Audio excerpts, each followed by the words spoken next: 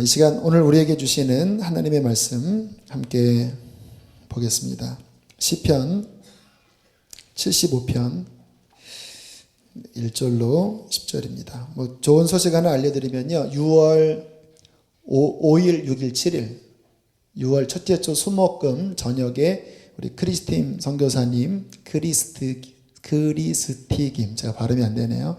크리스티김 선교사님 저녁 집회 해주기로 하셨습니다. 6월 6일 날이 현충일이니까 어디 다른 데 가지 마시고 시간 잘 잡아주시면 또 굉장한 은혜의 회복의 시간 되리라 믿습니다. 우리 함께 말씀을 1절부터 10절까지 교독합니다. 제가 먼저 읽겠습니다. 하나님이여 우리가 주께 감사하고 감사함은 주의 이름이 가까움이라. 사람들이 주의 기이한 일들을 전파하나이다.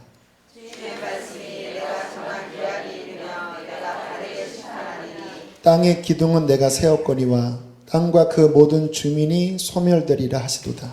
내가 오만한 자들에게 오만을 행하지 말라 하며 뿔을 들지 말라 하니 너희 뿔을 높이 들지 말며 교만한 목으로 말하지 말지어다.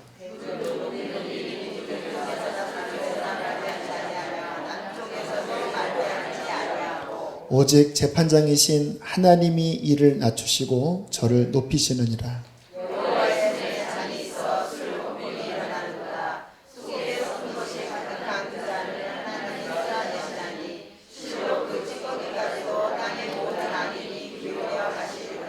나는 야곱의 하나님을 영원히 선포하며 찬양하며 또 악인들의 뿔을 다 베고 의인의 뿔은 높이 들리로다.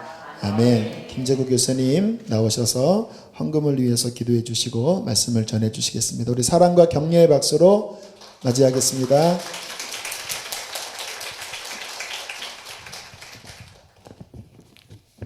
기도하겠습니다. 사랑의 하나님 감사합니다. 또 저희들 이렇게 주의 전으로 불러주시고 하나님의 은혜 가운데 거할 수 있는 축복 있게 하여 주시니 참으로 감사합니다. 저희들이 살아가는 것 모두 다 하나님의 은혜임을 고백합니다.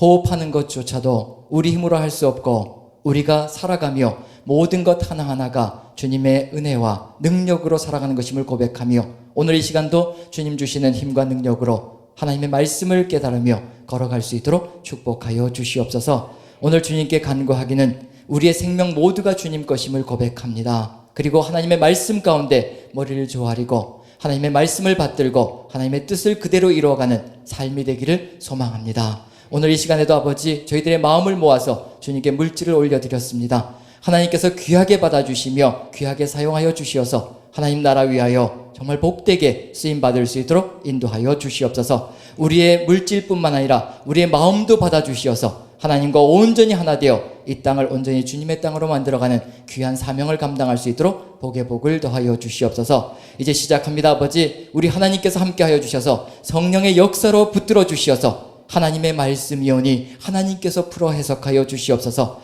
사람의 입술도 주관하여 주시고 하나님의 말씀이 쏟아져 나갈 수 있도록 우리 주님께서 모든 것을 주관하시며 말하는 입술 듣는 귀 우리의 마음까지도 온전히 하나 되어 주님 뜻만 기릴 수 있도록 축복하여 주시옵소서. 시종일관 우리 주님 손에 의탁드리며 우리 구주 예수 그리스도 존귀하시는 받들어 감사하며 기도하옵나이다. 아멘. 아멘.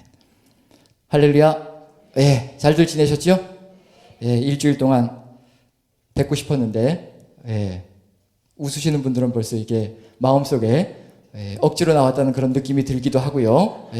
의무방어적인 듯한 그런 표정도 보여져서 조금 슬프기도 하지만 제게 맡겨진 시간을 주님과 함께 같이 한번 나갔으면 좋겠습니다. 자, 저희들이 시편 2권까지 이제 마쳤고요. 이제 시편 3권을 나가야 합니다. 73편부터 몇 편까지죠? 다 우리가 이제 일주일 동안 읽어보셨을 테니까 73편부터 몇 편까지인가요? 예, 지금 뒤져보시면 제 분노를 자극시키는 거고요. 우리가 1권, 한 권 이제 일주일 동안 시간이 될 때마다 통독을 하면서 같이 나갈 때 이제 쉽게 같이 이해되어질 수가 있고요. 이게 안 읽으시면 제가 늘 죄송한 건 뭐냐면 한 권 하다 보니까 여러분들 정신을 쑥 빼놓을 때가 많습니다. 1시간이나 1시간 반 동안 그냥 이리저리 왔다 갔다 하다가 끝내면은 여러분들 정신이 쑥 빠져서 집에 돌아가시면 내가 도대체 뭘 가지고 살아야 되는가 그런 의문이 들 때가 있는데 통독을 하시는 분들은 이제 좀 괜찮아지실 것 같고요. 왜냐하면 저도 한 편 한 편 하고 싶은 욕심이 굴뚝 같지만 한 편 한 편 하다 보면 150일을 해야 되거든요. 그래서 그렇게는 도저히 할 수가 없고요. 학교에서도 그렇게는 안 하고 읽는 방법들만 여러분들에게 제시해드리면 이제 그때부터 누가 하는 거냐면 여러분들 스스로가 묵상하시면서 또 시편 속에서 하나님의 말씀이 어떻게 들어가 있는지 여러분들 스스로가 이제 발견해내는 기쁨이 있는 겁니다. 모든 걸 다 해버리면 하나님과 여러분들이 하실 게 없는 거죠. 그래서 저는 그냥 건성건성 넘어가지만 이제 어떻게 시편을 읽으셨으면 좋겠다라는 제안을 해드리는 거고 여러분들이 스스로 이제 하나님과 만나서 여러분들의 시편으로 만들어 가시는 겁니다. 그래서 한 권씩 나가는 건데 73편부터 89편까지 오늘 이제 굉장히 권수 5권 중에서요. 이 3권이 이 편수가 제일 적습니다. 17편밖에 안 들어가 있어서 굉장히 무난하게 한번 해볼 수 있을 것 같은데 그래도 시간은 또 하다 보면 또 금방 가버리죠. 자, 73편부터 89편까지 하는데 73편을 한번 살펴보시면요. 73편을 펴놓습니다. 펴놓으면요.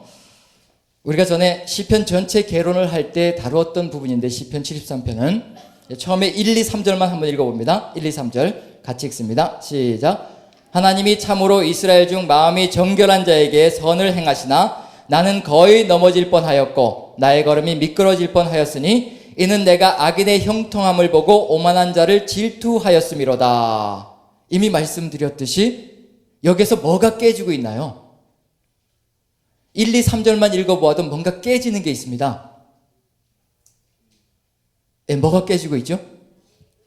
예, 나의 의. 예, 이제 집사님 스스로도 이제 인상을 쓰시는 거 보니까 뭔가 좀 꺼림직한 그런 양심의 가책을 느끼시는 것 같은. 예. 자, 어디를 보느냐면요.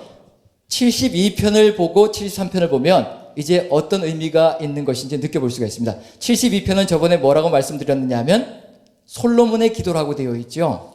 제목 자체가 72편은 솔로몬의 시라고 되어 있습니다. 솔로몬의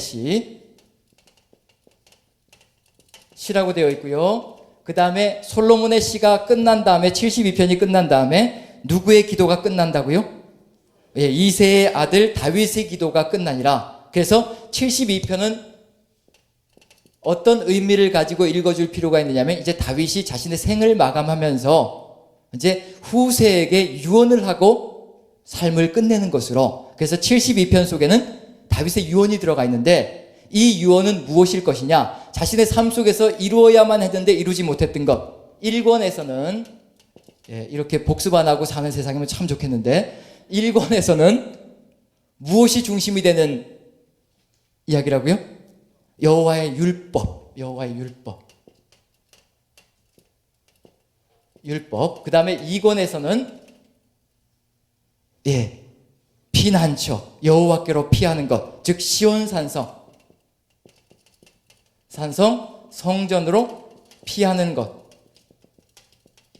그래서 하나님만이 피난처가 되시는 그런 삶에 대해서 강조를 해놨습니다. 1권은 이제 여호와의 율법을 강조하고 2권은 여호와께로 피하는 삶이 어떤 것인가. 모든 세상이 다 흔들려도 상관이 없다는 얘기죠. 그 중심에 흔들리지 않는 한 장소가 있으니 그곳이 어디냐면 바로 여호와께서 거하시는 성전. 그곳에 가면 절대 흔들리지 않는 요동치 않는 삶을 살아갈 수 있을 것이라 확신하면서 그 시온산성으로 피하는 것인데 이것이 다윗의 삶 속에서 다 무너지죠. 무엇 때문인가요? 죄 때문에 이것이 무너지죠. 그래서 유언을 할 때 72편에서 유언할 때 어떤 내용이 중심을 이루고 있을까요? 72편에는 어떤 유언을 할까요? 자신이 이루어야 했으나 삶 속에서 이루어야 했으나 이루지 못한 것 1, 2권 속에서 완전하게 성취가 되어져서 모든 것이 끝내야 됐으나 끝내지 못했던 것 그게 뭔가요? 여호와의 율법을 주야로 묵상하면서 걸어가는 것 그리하여서 결국에는 누구만 삶의 피난처로 삼는 것이냐면 여호와만 자신의 피난처로 삼는 것 이것이 이루어져 있어야 됐는데 이루지 못했다는 얘기거든요. 그럼 72편에 가서는 분명히 솔로몬에게 이건 솔로몬만 의미하는 것이 아니고요. 솔로몬 이후로서는 다윗의 모든 후손들을 얘기하는 겁니다. 다윗 왕가 전체를 얘기한다고 생각하시면 될 것 같아요. 그래서 지금은 어디까지 연결되었다라고 생각하시면 되냐면 바로 우리에게까지 연결되어졌다는 것. 이 소망이 지금 우리에게도 연결되어져서 이것을 가지고 우리도 지금 씨름을 하면서 걸어가야 될 일이라는 것. 이 두 가지만 삶 속에서 지키면요, 여호와의 율법을 주야로 묵상하고 그 다음에 여호와만 우리의 피난처로 정하여서 여호와께로만 피하며 이 세상 속에서 살아간다면 우리는 정말 신앙의 승리를 기하며 걸어갈 수 있을 것이라는 것. 그건 이제 시편 3권에서도 또 등장할 겁니다. 어쩔 수가 없어요. 이게 가장 기본적이고 가장 필요한 우리의 신앙의 바탕이기 때문에 계속 강조할 수밖에 없습니다. 왜냐하면요, 우리는 조금만 강조하지 않으면 언제 어느 때 무슨 생각을 하냐면, 잠시 잠깐 여호와의 율법을 묵상하지 않으면요, 그때 이제 무슨 생각을 하나요? 갑자기 인간적인 생각을 하기 시작하죠. 갑자기 이제 하나님을 바라보던 눈이 갑자기 바뀌어서 어디를 바라보느냐 하면 세상을 바라보고 세상의 위력 앞에 무릎을 꿇기 시작합니다. 이 세상 속에서 내가 어떻게 살아갈 수 있을까? 이렇게 거센 힘을 가지고 있고 위력을 가지고 있는 이 세상 속에서 내가 기나 펴고 살아갈 수 있을까? 그러다 보니까 이제 머리를 숙이고 들어가서 타협하는 사람들이 시작되는 거죠. 이 두 가지를 잃어버리는 그 순간에 발생하는 일들입니다. 자, 72편에서 그럼 당연히 이것을 강조하면서 72편을 끝낼 거란 얘기거든요. 그래서 72편의 전반부는 1절부터 7절까지는 읽지 않습니다. 이미 예전에 다 했던 것이기 때문에 1절부터 7절까지는 시편 1편, 여호와께서 율법을 주시고 그 율법대로 살아가는 것의 위력이 무엇인지, 그리고 또 그렇게 되면 의인이 흥황할 것이며 의인이 번성할 것이라는 그런 내용이 들어가 있고요. 그 다음에 8절부터 19절까지는 이제 두 번째 내용, 하나님이 이 세상 열방 가운데에서 하나님의 사람을 일으켜 세워주실 것이고 그 사람과 함께 새로운 세상을 열어갈 것이라. 그게 시편 72편의 주제로 두 가지가 다 합병되어 있습니다. 그러면 이제 73편부터 3권이 시작되거든요. 이제 해야 될 일은 뭔가요? 해야 될 일은 73편부터 해야 될 일은 분명히 다 해답은 다 주어져 있는 거죠. 1, 2권 속에 답은 다 주어져 있는 겁니다. 가야 될 길이 이미 정해져 있는 길을 우리는 걸어가고 있을 뿐입니다. 우리 인생길은요, 전혀 가보지 않은 길을 걸어가는 게 아니란 얘기예요. 이미 우리 앞서 걸어갔던 사람들이 이미 다 가봤던 길들입니다. 근데 우리는 전혀 미지의 세계인 것처럼 생각하지만 그 사람들이 걸어가면서 실패했던 모습들, 그리고 성취했던 모습들을 통해서 우리가 이제 우리의 삶을 걸어가면서 그들의 실패한 모습들은 반복하지 않고 그들이 하나님 앞에서 승리했던 삶들을 우리의 삶 속에서 실천하며 걸어가는 것이 우리에게 주어져 있는 숙제고 책임이란 얘기거든요. 자, 73편부터 이제 분명히 뭐가 등장할 것이냐면 이러한 것들이 어떻게 삶 속에서, 후세들의 삶 속에서 그대로 실천되어지고 이루어져 갈 것이냐, 다윗의 후손들을 통해서, 그리고 우리에게도 마찬가지고요. 근데 73편을 벌써 읽으니까 어떤 느낌이 드나요? 뭐가 무너졌다는 것을 느끼나요? 여호와의 율법을 주야로 묵상하면 의인이 흥하고 악인이 망해야 된다고 얘기하는데 지금 73편은 뭘 얘기하고 있냐면 반대로 얘기하고 있는 거예요. 악인이 흥하고 있고 의인이 망하고 있고 고통 가운데 거하고 있는 겁니다. 이미 시편 1편 자체가 무너지고 있다는 것을 느껴볼 수가 있습니다. 그럼에도 불구하고 시편 73편은요 절대 굴하지 않습니다. 실족할 뻔하였지만 굴하지 않습니다. 이유가 뭘까요? 어디에 이유가 있을까요? 시편 73편에서 분명히 하나님께서 말씀하신 대로 이루어지지 않고 있는데 그럼에도 불구하고 전혀 흔들림 없이 꿋꿋하게 서나갈 수 있습니다. 그리고 마지막엔 뭐라고 얘기하냐면 28절 한번 읽어보죠. 27절 28절 같이 읽습니다. 시작. 무릇 주를 멀리하는 자는 망하리니 음녀같이 주를 떠난 자를 주께서 다 멸하셨나이다. 하나님께 가까이함이 내게 복이라. 내가 주 여호와를 나의 피난처로 삼아 주의 모든 행적을 전파하리이다. 누구만 피난처로 삼겠다고요? 여호와 하나님만 피난처로 삼겠다. 1편과 2편이 다 들어가 있습니다.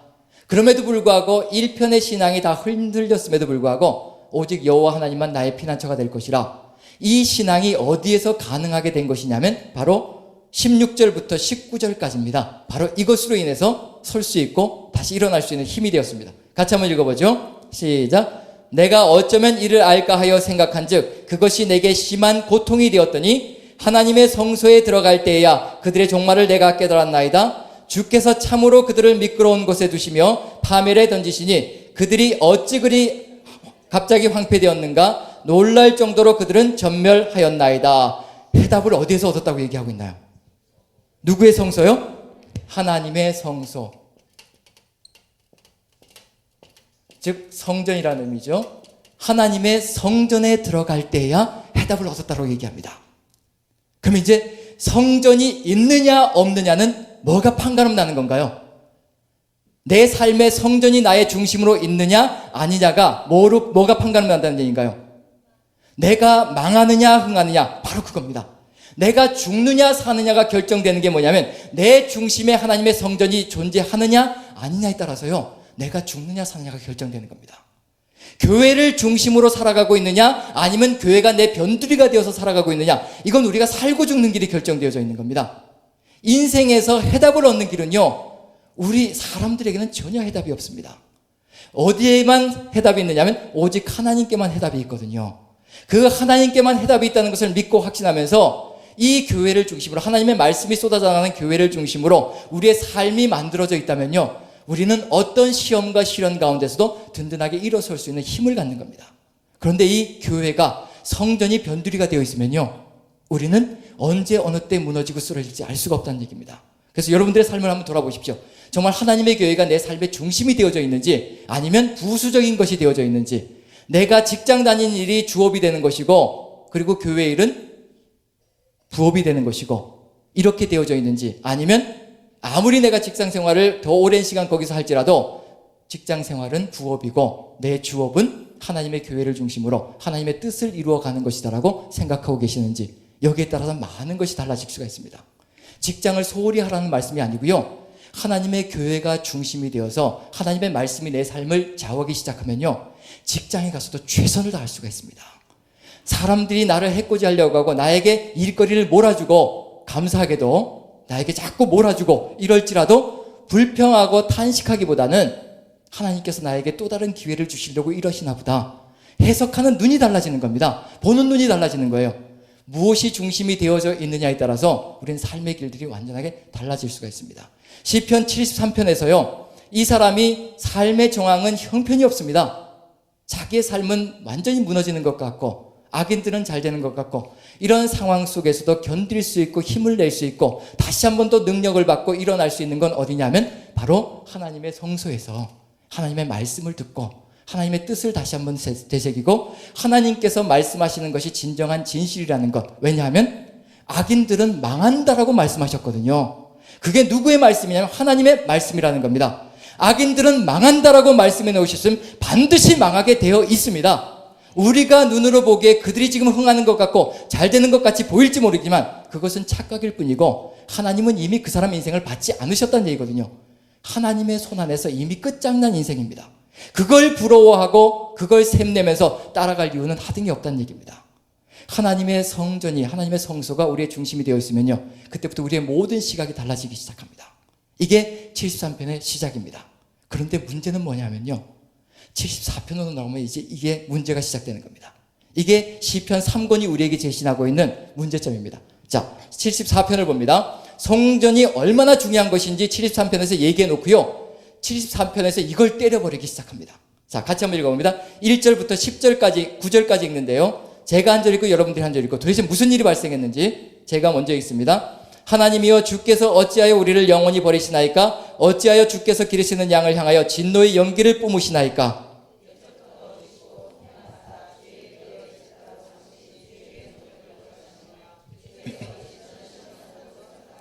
영구히 파멸된 곳을 향하여 주의 발을 옮겨 놓으소서. 원수가 성소에서 모든 악을 행하였나이다.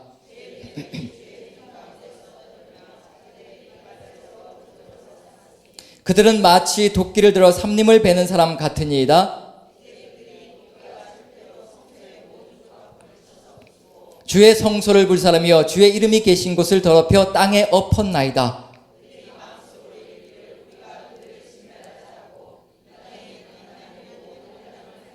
다 같이요. 우리의 표적은 보이지 아니하며 선지자도 더 이상 없으며 이런 일이 얼마나 오랬는지 우리 중에 아는 자도 없나이다. 지금 무슨 일이 발생했느냐면요, 삶과 죽음이 결정되어진 하나님의 성소, 하나님의 말씀이 쏟아져 나오는 장소가요, 무참하게 이방인들의 손에 의해서 완전히 산산조각이 나버렸습니다. 흔적도 남지 않을 정도로, 돌 위에 돌 하나도 남지 않을 정도로 완전히 무너져서 산산조각, 격파가 되어져 버렸습니다. 그게 73편에서 74편으로 넘어오는 과정 가운데 있었던 일입니다. 73편에서 그나마 견딜 수 있었던 것이 뭐였냐면 하나님의 성소에 들어가서 말씀을 들을 때였는데 이제 이 성소가 완전히 무너져 버린 겁니다. 그럼 이제 어떻게 되겠냐는 얘기예요. 시편 3권은요 이런 이야기로 가득 들어차 있습니다. 하나님의 성소가 완전히 이방인의 발짓 밟혀서 무너진 이야기들이 가득 들어차 있습니다. 이제 어떻게 해야 될 것인가? 뭐가 사라졌다는 얘기인가요? 삶에 뭐가 사라진 건가요? 삶의 피난처와 삶의 중심이 산산조각이 나버리고 끝장나버린 겁니다. 이런 상황 가운데서 인생을 살아갈 수 있을 것이냐? 이건 분명히 뭔가 이유가 있을 것이고요. 뭔가 찾아야 될 길이 있을 겁니다. 그래서 시편 3권에 84편이 있는 이유를 이제 끝부분에 가면 이런 시편들이 계속 나타나요. 그럼 뭔가 갈망하고 있는 게 있다는 겁니다. 끝에 가서 84편을 보시면요. 뭔가 그리워하고 있습니다. 계속해서 그리워하고 있어요. 왜냐하면 그 시절을 알기 때문에 그렇습니다. 은혜를 체험해 봤던 사람이 은혜를 잃어버리면요. 얼마나 갈급하고 얼마나 고통스러운지 압니다. 왜냐하면 하나님의 은혜를 체험할 때 그 감격스럽고 그 아름다웠던 순간들이 늘 가슴속에 있기 때문에 그렇습니다. 옛날에 하지만 그 옛날이 회복되지 않아서 고통 가운데 눈물을 흘릴 때가 많거든요. 그럴 때 얼마나 처참한지 얼마나 고통스러운지 그건 겪어본 사람만이 알 겁니다. 자, 84편을 보시면요. 방금 읽었던 내용들이 들어가 있을 수도 있는데 1절부터 12절까지 한 절씩 한번 읽어봅니다. 제가 먼저 읽습니다. 만군의 여호와여 주의 장막이 어찌 그리 사랑스러운지요.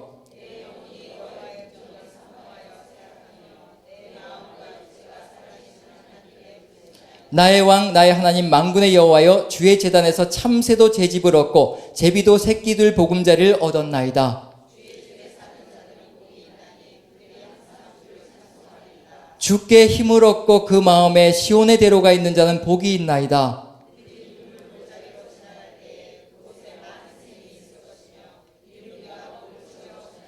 그들은 힘을 얻고 더 얻어 나아가 시온에서 하나님 앞에 각기 나타나리이다.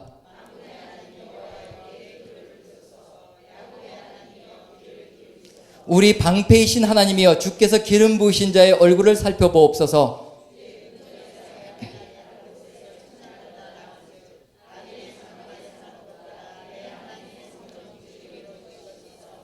여호와 하나님은 해요 방패이시라. 여호와께서 은혜와 영화를 주시며 정직하게 행하는 자에게 좋은 것을 아끼지 아니하실 것임이니이다. 무엇에 대한 그리움으로 가득 들어차 있나요?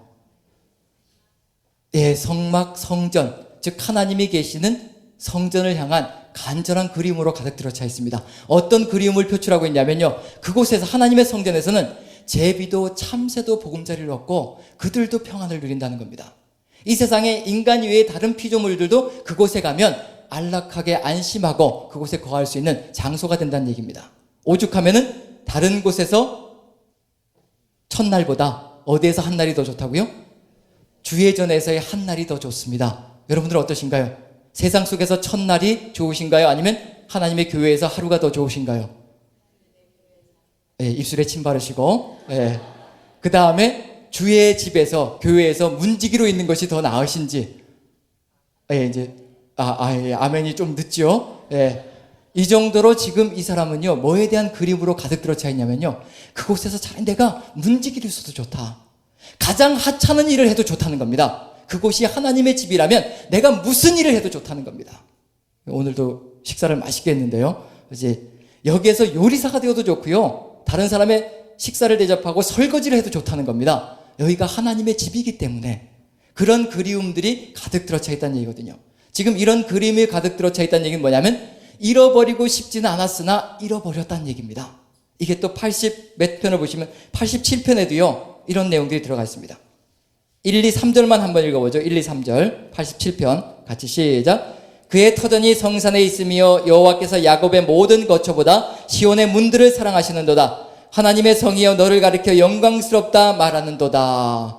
끝으로 갈수록요 시편 3권에서는 시온 성전을 향한 간절한 그리움과 애타는 그리움을 계속해서 표현하고 있습니다. 그곳에만 가면 모든 것이 회복될 것 같고 그곳에 가면 모든 것이 새롭게 일어날 것 같은 간절한 소망이 들어가 있거든요. 자, 그렇다면 이제 한번 알아봐야 될 게 있습니다. 이 가운데 74편부터 83편까지 분명히 여기 84편부터 이제 시온에 대한 그림이 들어가 있죠. 74편부터 83편까지 10편의 시편 속에 도대체 무슨 내용이 들어가 있을까요? 시온 성전을 잃어버렸습니다. 완전히 이방인에 의해서 짓밟히고요. 완전히 파괴되어졌습니다. 그러면 뭐가 있을까요? 파괴되어졌거든요. 그럼 거기에는 뭐가 있을까요? 왜 파괴되어졌는지? 뭔가 있겠죠. 이유가 있겠죠. 시온 성전이 이렇게, 하나님의 성전이 이렇게 무참하게 짓밟히고 파괴되어진 이유가 분명히 있을 겁니다. 그럼 분명히 뭔가 하나님께서 이렇게 살기를 원하셨는데 그렇게 하지 못한 일들이 이 가운데 분명히 들어가 있을 겁니다. 왜냐하면요, 이미 이것은 이권 속에, 다윗의 삶 속에서 이미 보여주셨거든요. 이권 속에도 뭐가 들어가 있냐면, 이게 지금 3권이 굉장히 비참한 이유는 뭐냐면, 이권 속에 중심이 뭐였다고 말씀드렸는가요? 시편 몇 편부터 몇 편까지가, 자꾸 과거 이야기해서 죄송합니다.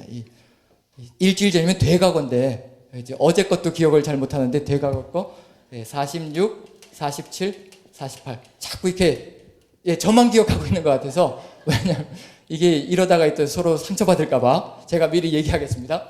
46, 47, 48편에서 뭐가 중심으로, 신앙의 중심으로 들어가 있던가요? 이것마저 얘기 안 하시면, 시온 산성, 시온성 성전이 중심으로 들어가 있습니다. 근데 여기에도 분명히 다윗의 삶 속에서도 이런 위기 상황은 들어가 있었고요. 여기에서 그 다윗의 삶을 통해서 배우지를 못하고 후손들이 똑같은 일을 벌이고 있다는 게 문제라는 겁니다. 역사 속에서 배워야 되거든요. 왜 이렇게 되어졌는지 이미 보여줬고요. 다윗은 인류의 대표자라고 말씀드렸거든요. 다윗의 삶 속에 우리의 삶의 모형들이 비추어져 있습니다. 이런 길을 걸어가면 상승곡선을 그을 것이로되 이런 길을 걸어가면 추락할 것이라는 것이 이미 다윗의 삶 속에 다 보여졌거든요. 시편 2권에도 그게 들어가 있습니다. 2권 한번 봅니다. 몇 편을 보시나요? 46, 47, 48. 시온 산성의 의미가 도대체 무엇인지 한번 살펴보고요. 그 다음에 3권 속에서 문제가 뭔지 한번 느껴봅니다. 46편 1, 2, 3절 한번 읽어보죠. 1, 2, 3절 같이 시작. 하나님은 우리의 피난처시오 힘이시니 환난 중에 만날 큰 도우심이라. 그러므로 땅이 벼닿는지 산이 흔들려 바다 가운데 빠지든지 바닷물이 솟아나고 뛰놀든지 그것이 넘침으로 산이 흔들릴지라도 우리는 두려워하지 아니하리로다. 세상이 요동하든지 말든지 상관하지 않겠다라고, 두려워하지 않는다라고 고백하고 있습니다. 이유는 뭐냐면요, 흔들리는 세상을 보는 것이 아니고 바로 흔들리지 않는 한 곳을 바라보기 때문에 두려워하지 않을 수 있다는 겁니다. 그게 어디냐면 4절부터 5절, 4절 5절 같이 읽습니다. 시작. 한 시내가 있어 나니얼러 하나님의 성 곧 지존하신 이의 성소를 기쁘게 하도다. 하나님이 그 성중에 계심에 성이 흔들리지 아니할 것이라. 새벽에 하나님이 도우시리로다. 성이 어떻게 된다고요? 흔들리지 않는다라고 얘기합니다. 성이 흔들리지 않는다. 그 다음에 48편, 여기는 이제 시온 찬양이라고 말씀드렸죠. 47편은 48편 몇 절을 보시느냐 하면 1절 먼저 읽어보고요. 1절 같이 읽습니다. 시작. 여호와는 위대하시니 우리 하나님의 성 거룩한 산에서 극진히 찬양 받으시리로다. 8절 같이 읽습니다. 시작. 우리가 들은 대로 만군의 여호와의 성 우리 하나님의 성에서 보았나니 하나님이 이를 영원히 견고하게 하시리로다. 하나님의 성은 어떻게 하신다고요? 영원히 견고하게 하시리로다. 자, 이러면 성이 흔들리지 않는다, 영원히 견고하게 하셨다. 그러면 이대로라면요, 시편 3권은 없어야 하는 겁니다. 어떻게 영원히 견고하게 하시겠다고 약속해 주신 것, 그리고 흔들리지 않게 하시겠다고 약속하신 것이 이렇게 무참하게 무너져 있냐는 얘기예요. 완전히 산산조각이 나버렸습니다. 이 말씀이 거짓말이 돼버린 겁니다. 그래서 시편 3권이 하나님의 백성 이스라엘에게는 너무도 가슴 아픈 이야기입니다. 하나님께서 영원히 견고하게 하시겠다고 약속해 주셨고 절대로 흔들리지 않게 해주겠다고 신실하게 약속해 주니까 하나님의 말씀이 산산조각이 나면서 하나님의 말씀이 다 무너져 버린 겁니다. 우리는 2권을 보지 않고 3권을 보면 당연히 그럴 수도 있지라고 얘기하겠지만, 이런 신앙 가운데 살아갔던 사람들이 이런 경험을 하게 되면요, 이건 모든 것이 다 무너지는 겁니다. 우리의 신앙 자체가 뒤집어지는 거예요. 이 하나님을 믿고 따라가야 될 것이냐 말 것이냐 고민되어지기 시작하는 겁니다. 자, 이렇게 흔들리지 않는다, 영원히 견고하게 하신다. 여기에 무슨 의미가 들어가 있을까요? 그 의미를 제대로 파악해야지만 이게 영원히 견고할 수 있는 길이 열려질 것이며 절대로 흔들리지 않는 길이 열려질 겁니다. 거기에 뭔가 포인트가 있을 거예요. 뭔가 목적이 있을 겁니다. 자, 성이 흔들리지 않고 영원히 견고한 이유가 뭔가요? 거기에 목적이 있습니다. 다시 한번 읽습니다. 목적을 찾는 겁니다. 흔들리지 않는 것에 촉각을 곤두세우지 말고 왜 흔들리지 않는지, 영원히 견고한다라고 얘기한 것에 촉각을 곤두세우지 말고 어떻게 해서 영원히 견고할 수 있는지, 거기에 초점을 맞추는 겁니다. 다시 읽습니다. 46편 4절 5절 같이 읽습니다. 46편 4절 5절 같이 시작. 한 시내가 있어 나뉘어러 하나님의 성 곧 지존하신 이의 성소를 기쁘게 하도다. 하나님이 그 성 중에 계심에 성이 흔들리지 아니할 것이라. 예, 어디에 목적이 있나요? 하나님께서 그 성 중에 계심에 흔들리지 않는 겁니다. 우리는 어디에다 초점을 맞출 것인지 보란 얘기예요. 흔들리지 않는다는 것에 초점을 맞춰야 되는 것이 아니라 누구 때문에 흔들리지 않느냐는 얘기예요. 하나님이 거기에 계시기 때문에 흔들리지 않는 겁니다. 그럼 48편도 분명히 동일할 겁니다. 영원히 견고하게 하시리라. 어떻게 해서 영원히 견고할 것이냐? 바로 이것 때문에 견고하다는 얘기입니다. 48편 8절입니다. 같이 한번 읽습니다. 시작. 우리가 들은 대로 만군의 여호와의 성, 우리 하나님의 성에서 보았나니 하나님이 이를 견고하게 하시리로다. 누가 하신다고요? 하나님께서 이것을 영원히 견고하게 하신다는 겁니다. 그럼 여기에 누가 들어가야 된다는 얘기인가요? 하나님입니다. 하나님이 계셔야지 성이 흔들리지 않고요.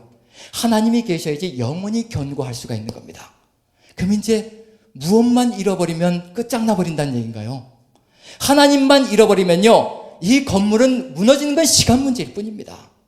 빈 공간이 되어버린다는 얘기예요.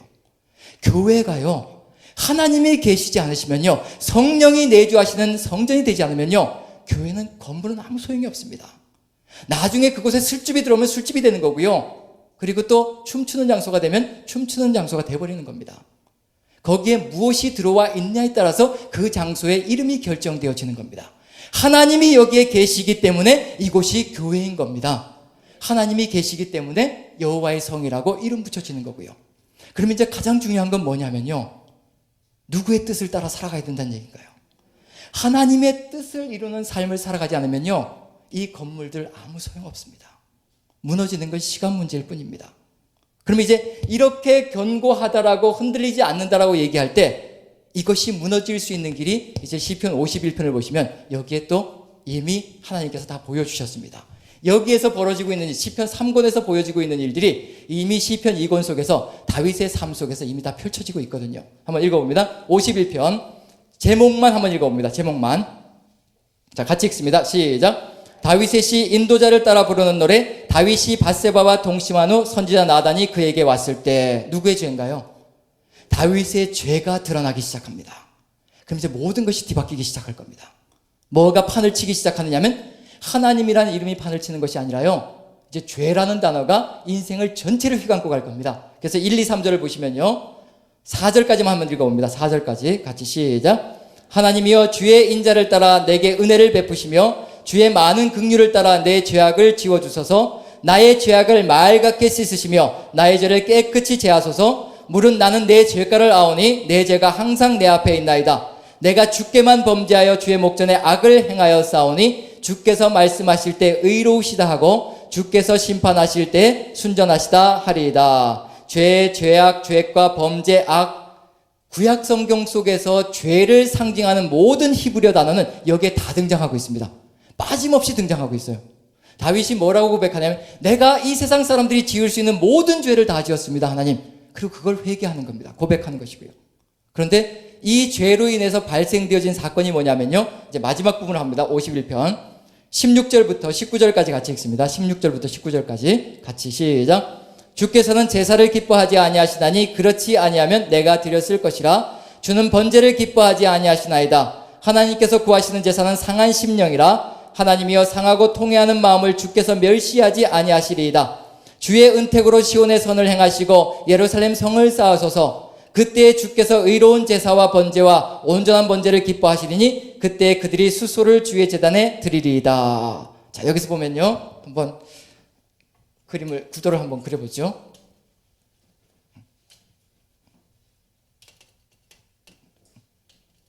자, 여기 보면은 시편 51편 17절을 제가 다시 한번 읽어볼게요. 16절 17절 주께서는 제사를 기뻐하지 아니하시니 그렇지 아니하면 내가 드렸을 것이라. 주는 번제를 기뻐하지 아니하신다. 제사 번제를 기뻐하지 아니하신다. 그럼 제사 드리지 말라는 얘기인가요? 왜 이렇게 제사 드리지 말라는 얘기인가요? 그럼 어떻게 하라는 얘기죠? 상한 심령으로 제사를 드리라. 그럼 번제나 이런 건 필요 없고 그저 상한 심령만 가지고 하면 모든 것이 다 된다. 제사 대신에 상한 심령. 그 다음에 또 끝난 다음에 맨 끝절 19절 보시면 그때 주께서 의로운 제사와 번제와 온전한 번제를 기뻐하시리니 그때 그들이 수소를 주의 대전에 드리리이다. 번제를 기뻐하신다. 그래서 드린다. 그들이 드린다. 여기는 번제를 기뻐하시지 않으신다. 여기서는 번제를 기뻐하신다. 가운데 뭐가 들어가 있냐면요. 주께서 주의 18절입니다. 주의 은택으로 시온에 선을 행하시고요. 그 다음에 또 뭘 쌓아달라고요? 예루살렘 성을 쌓으소서. 뭐가 무너졌다는 얘기인가요? 뭐가 무너졌다는 얘기예요?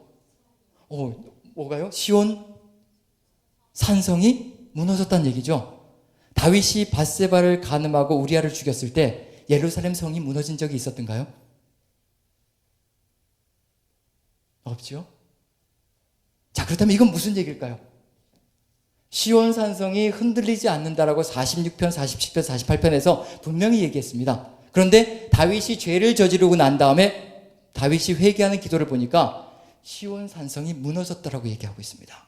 이제 회개하오니 상한 심령으로 통회하고 자복하오니 이 성을 이제 다시 쌓아 주시옵소서. 전 이걸 뭐라고 얘기하고 싶으냐면요. 시편이 재활용되어지고 있다라고 얘기하고 싶습니다. 시편은 다윗 한 사람의 시편이 아니고요. 이 시편은 이제 누구의 시편, 다윗이 죽은 다음에 누구의 시편이 되느냐면 후손들의 시편이 되는 겁니다. 그래서 자신들이 죄를 저질러서 자신들이 다윗과 같이 쫓겨나고 다윗과 같이 하나님께로부터 징계를 받을 때 그들은 누구를 통해서 하나님께 회개하고 자복하고 나아가느냐면 다윗이 했던 그 기도를 가지고 자신들의 회개 기도를 만들어 간다는 얘기거든요. 그럼 여기에 벌써 뭐가 다 들어가 있냐면 시온 산성에 대한 회복에 대한 이상도 들어가 있다는 얘기입니다.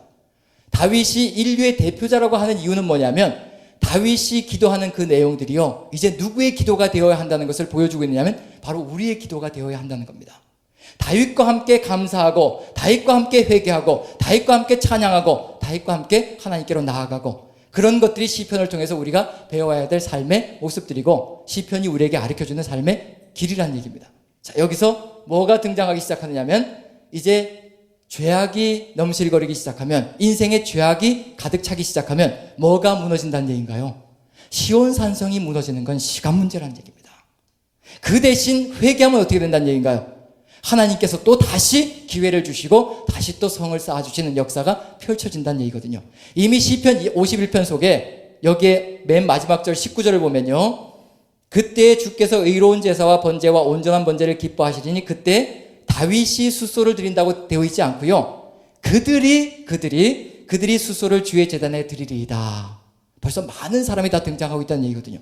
그럼 이 다윗의 기도를 가지고 모든 사람이 자신의 죄를 다 같이 회개할 수 있다는 얘기입니다. 그리고 다윗의 이야기 자체가 뭐가 됐느냐면 후손들에게는 하나의 모범적인, 이렇게 살면 안 된다라는 그런 모범적인 답안이 된다는 얘기거든요. 왜냐하면 다윗이 밧세바를 범하고 우리아를 죽였을 때 어떤 일이 벌어지나요? 하나님께 징계를 받죠. 징계를 받는 게 그 끝이 어딘가요? 징계의 끝이. 심판의 끝이 어딘가요? 죽음. 다윗이, 죽어버렸다. 이건 없는, 물론 이렇게 수명이 다해서 죽긴 하지요. 근데 다시 또 왕자에 회복되잖아요. 다윗이 밧세바를 범하고 우리아를 죽였을 때 어떤 일이 벌어지냐면 요단강 동편으로 추방되어집니다. 약속의 땅에서 살 수가 없는 겁니다. 하나님께서 추방시켜버리는 거예요.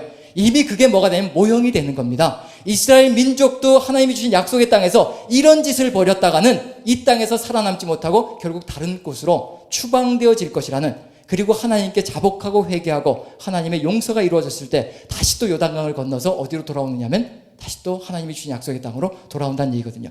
이미 다윗의 이야기 속에 뭐가 다 들어가 있냐면요, 이스라엘 민족의 운명이 그 안에 들어가 있고 삶의 길이 이미 다 보여지고 있는 겁니다.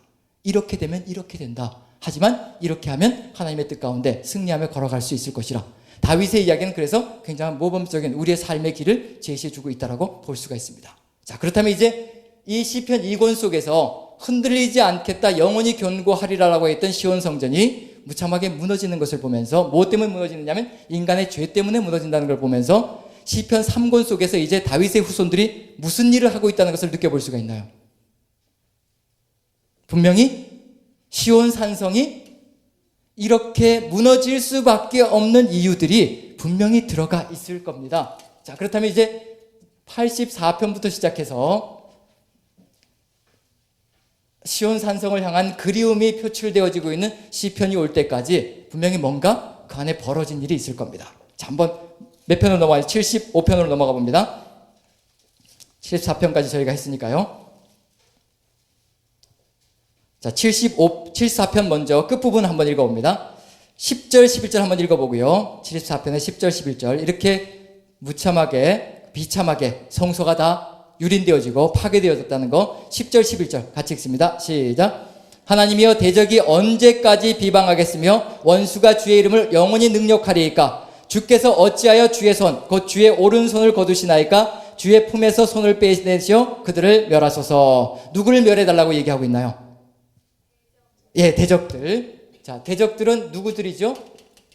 무엇을 무너뜨린 대적들이죠? 시온 성전을 무너뜨린 대적들에 대해서 하나님께서 복수해달라고 얘기하고 있습니다. 그리고 마지막 부분 18절부터 23절까지도 한번 읽어봅니다. 18절부터 23절까지입니다. 시작. 여호와여, 이것을 기억하소서. 원수가 주를 비방하며 우매한 백성이 주의 이름을 능욕하였나이다. 주의 맷비둘기의 생명을 들짐승에게 주지 마시며 주의 가난한 자의 목숨을 영원히 잊지 마소서. 그 언약을 눈여겨보소서. 무릇 땅의 어두운 곳에 포악한 자의 초소가 가득하나이다. 학대받은 자가 부끄러이 돌아가게 하지 마시고 가난한 자와 궁핍한 자가 주의 이름을 찬송하게 하소서. 하나님이여, 일어나 주의 원통함을 푸시고 우매한 자가 종일 주를 비방하는 것을 기억하소서. 주의 대적들의 소리를 잊지 마소서. 일어나 주께 항거하는 자의 떠드는 소리가 항상 주께 상달되었나이다. 어떤 대적이라고 얘기하고 있나요? 맨 마지막 절에. 누구의 대적들이요? 주의 대적들. 자, 여러분들 생각에는 어떤가요? 주의 대적들이라는 이 말에 대해서 하나님, 주의 대적들, 주의 성전을 유린한 저 대적들을 하나님 용서하지 마시고 저들을 격파하여 주시고 우리의 한을 풀어주시옵소서. 그리고는 주의 대적들이라고 얘기합니다. 무슨 얘기냐면 자기들을 이렇게 힘겹게 만든 자신들의 원수가, 우리 원수가 바로 누구 원수라고 얘기하고 있는 중인가요? 주의 대적들은 바로 우리의 대적들. 이게 이퀄이 될 수가 있는 건가요? 나의 원수는 하나님의 원수입니다라고 기도해 보신 분. 하나님, 나의 원수, 저 해코지 않은 나의 원수는 하나님의 원수이니까 하나님께서 쳐주시옵소서 라고 기도해 보신 분. 예, 회심의 미소를 짓는 분들은 예, 골방에서 우리 다 해봤죠? 예, 죽여주십시오라고 다 해봤죠? 자, 이 상관관계가 만들어져 있습니다. 이게 사실일까요? 나의 원수는 주의 원수입니다. 예, 맞을까요? 근데 왜 성전이 무너졌을까요? 성전이 무너진 이유가 뭘까요? 누구의 잘못인가요? 이방인들의 잘못인가요? 하나님의 백성 이스라엘의 잘못인가요? 누구의 잘못인가요? 이스라엘의 잘못이죠. 그럼 정작 원수는 누군가요? 하나님의 원수는 누군가요? 정작 우리 자신이 될 수도 있다는 얘기예요. 우리가 하나님의 뜻을 거스르면요, 우리 스스로가 하나님의 원수가 되고 대적이 될 수 있다는 얘기입니다. 하나님께서 지금 우리의 대적들은 주의 대적입니다라고 지금 큰소리치면서 복수해달라고, 원수를 갚아달라고 기도하고 악의 다툼을 벌여야 되는 이 하나님의 백성을 향해서 무슨 얘기를 할 수 있을까요? 그래, 갚아주마라고 얘기할까요? 아니면 어떤 말씀을 하실 수 있을까요? 예? 네, 너나 잘하세요. 그래서 몇 편이 나오면 75편이 오늘 나오는 겁니다. 자, 목사님이 정답을 얘기해 주신 거예요. 니네들이나 잘해라. 그래서 75편이 사이에 중간에 끼어져 있습니다. 이 내용이 바로 그걸 얘기하는 거거든요. 보여주는 겁니다. 같이 한번 천천히 한번 읽어봅니다. 같이 시작. 2절까지요. 시작. 하나님이여 우리가 주께 감사하고 감사함은 주의 이름이 가까움이라 사람들이 주의 기이한 일들을 전파하나이다. 주의 말씀이 내가 정한 기약이 이르면 내가 바르게 심판하리니 심판하는 거 나한테 맡겨두라는 얘기예요. 기약이 이르면 때가 이르면 내가 알아서 할 테니까 니네들은 신경 쓰지 말고 그 대신 보자는 얘기죠. 누가 정말 심판을 받아야 될 악인인지 보자는 얘기예요. 너희들인지 이방인들인지 한번 보자는 얘기입니다. 누굴까요?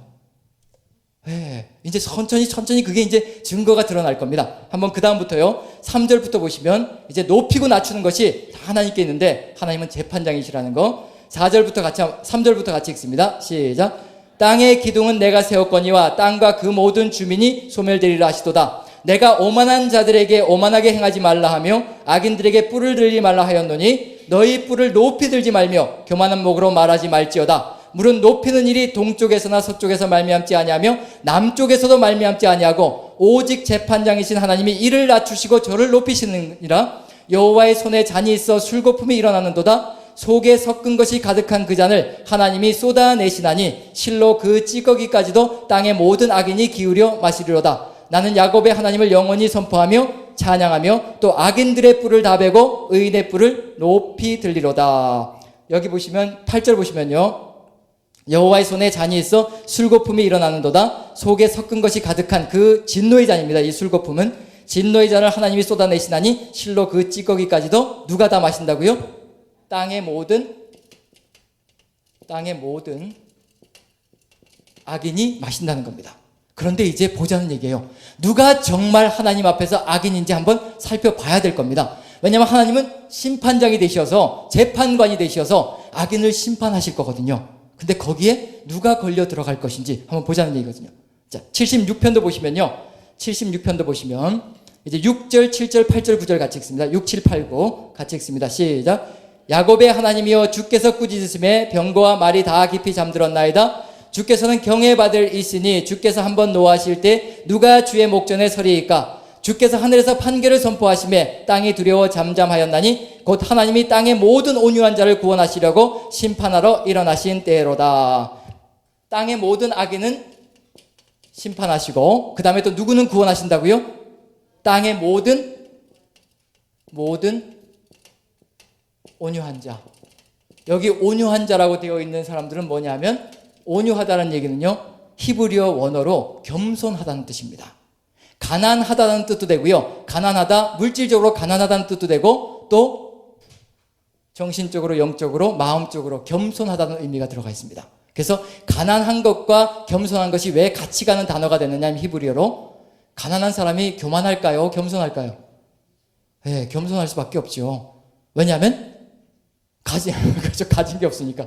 아니, 너무 자신 얘기하지 마시고요. 네. 자, 가난한 사람들이 겸손할 수 있는 이유는 뭐냐면 본인이 가진 것이 없으니까 누군가에게 기대하지만 살아갈 수 있다는 걸 알거든요.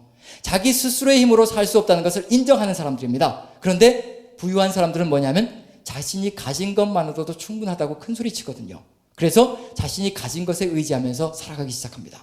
그리고는 이제 사람들을 오만하게 그리고 교만하게 무시하고 멸시하기 시작하는 거죠. 그래서 지금 이 두 가지, 땅의 모든 악인들이 심판을 받을 것이고 땅의 모든 온유한 자들, 겸손한 자들은 구원의 길로 인도해 주실 것이라는 거. 자, 무엇으로 심판장이신 재판관께서 하나님께서 심판을 하실까요? 무엇이 심판의 기준이 될까요? 말씀. 오늘 아주 잘 나가시고 계십니다. 자, 다윗을 심판하실 때도 무엇을 가지고 심판하셨느냐면 다윗이 무엇을 어겼다라고 얘기하시나요? 밧세바를 범하고 우리아를 죽였을 때 하나님은 딴 거 얘기해. 네가 왜 밧세바를 취하고 우리아를 죽였느냐 이렇게 말씀하지 않으십니다. 이거 한마디로 얘기하십니다. 네가 이것을 어겼구나. 자, 12장 사무엘하 12장을 보시면요. 사무엘하 12장 잠깐 넘어갔다가 돌아옵니다. 사무엘하 12장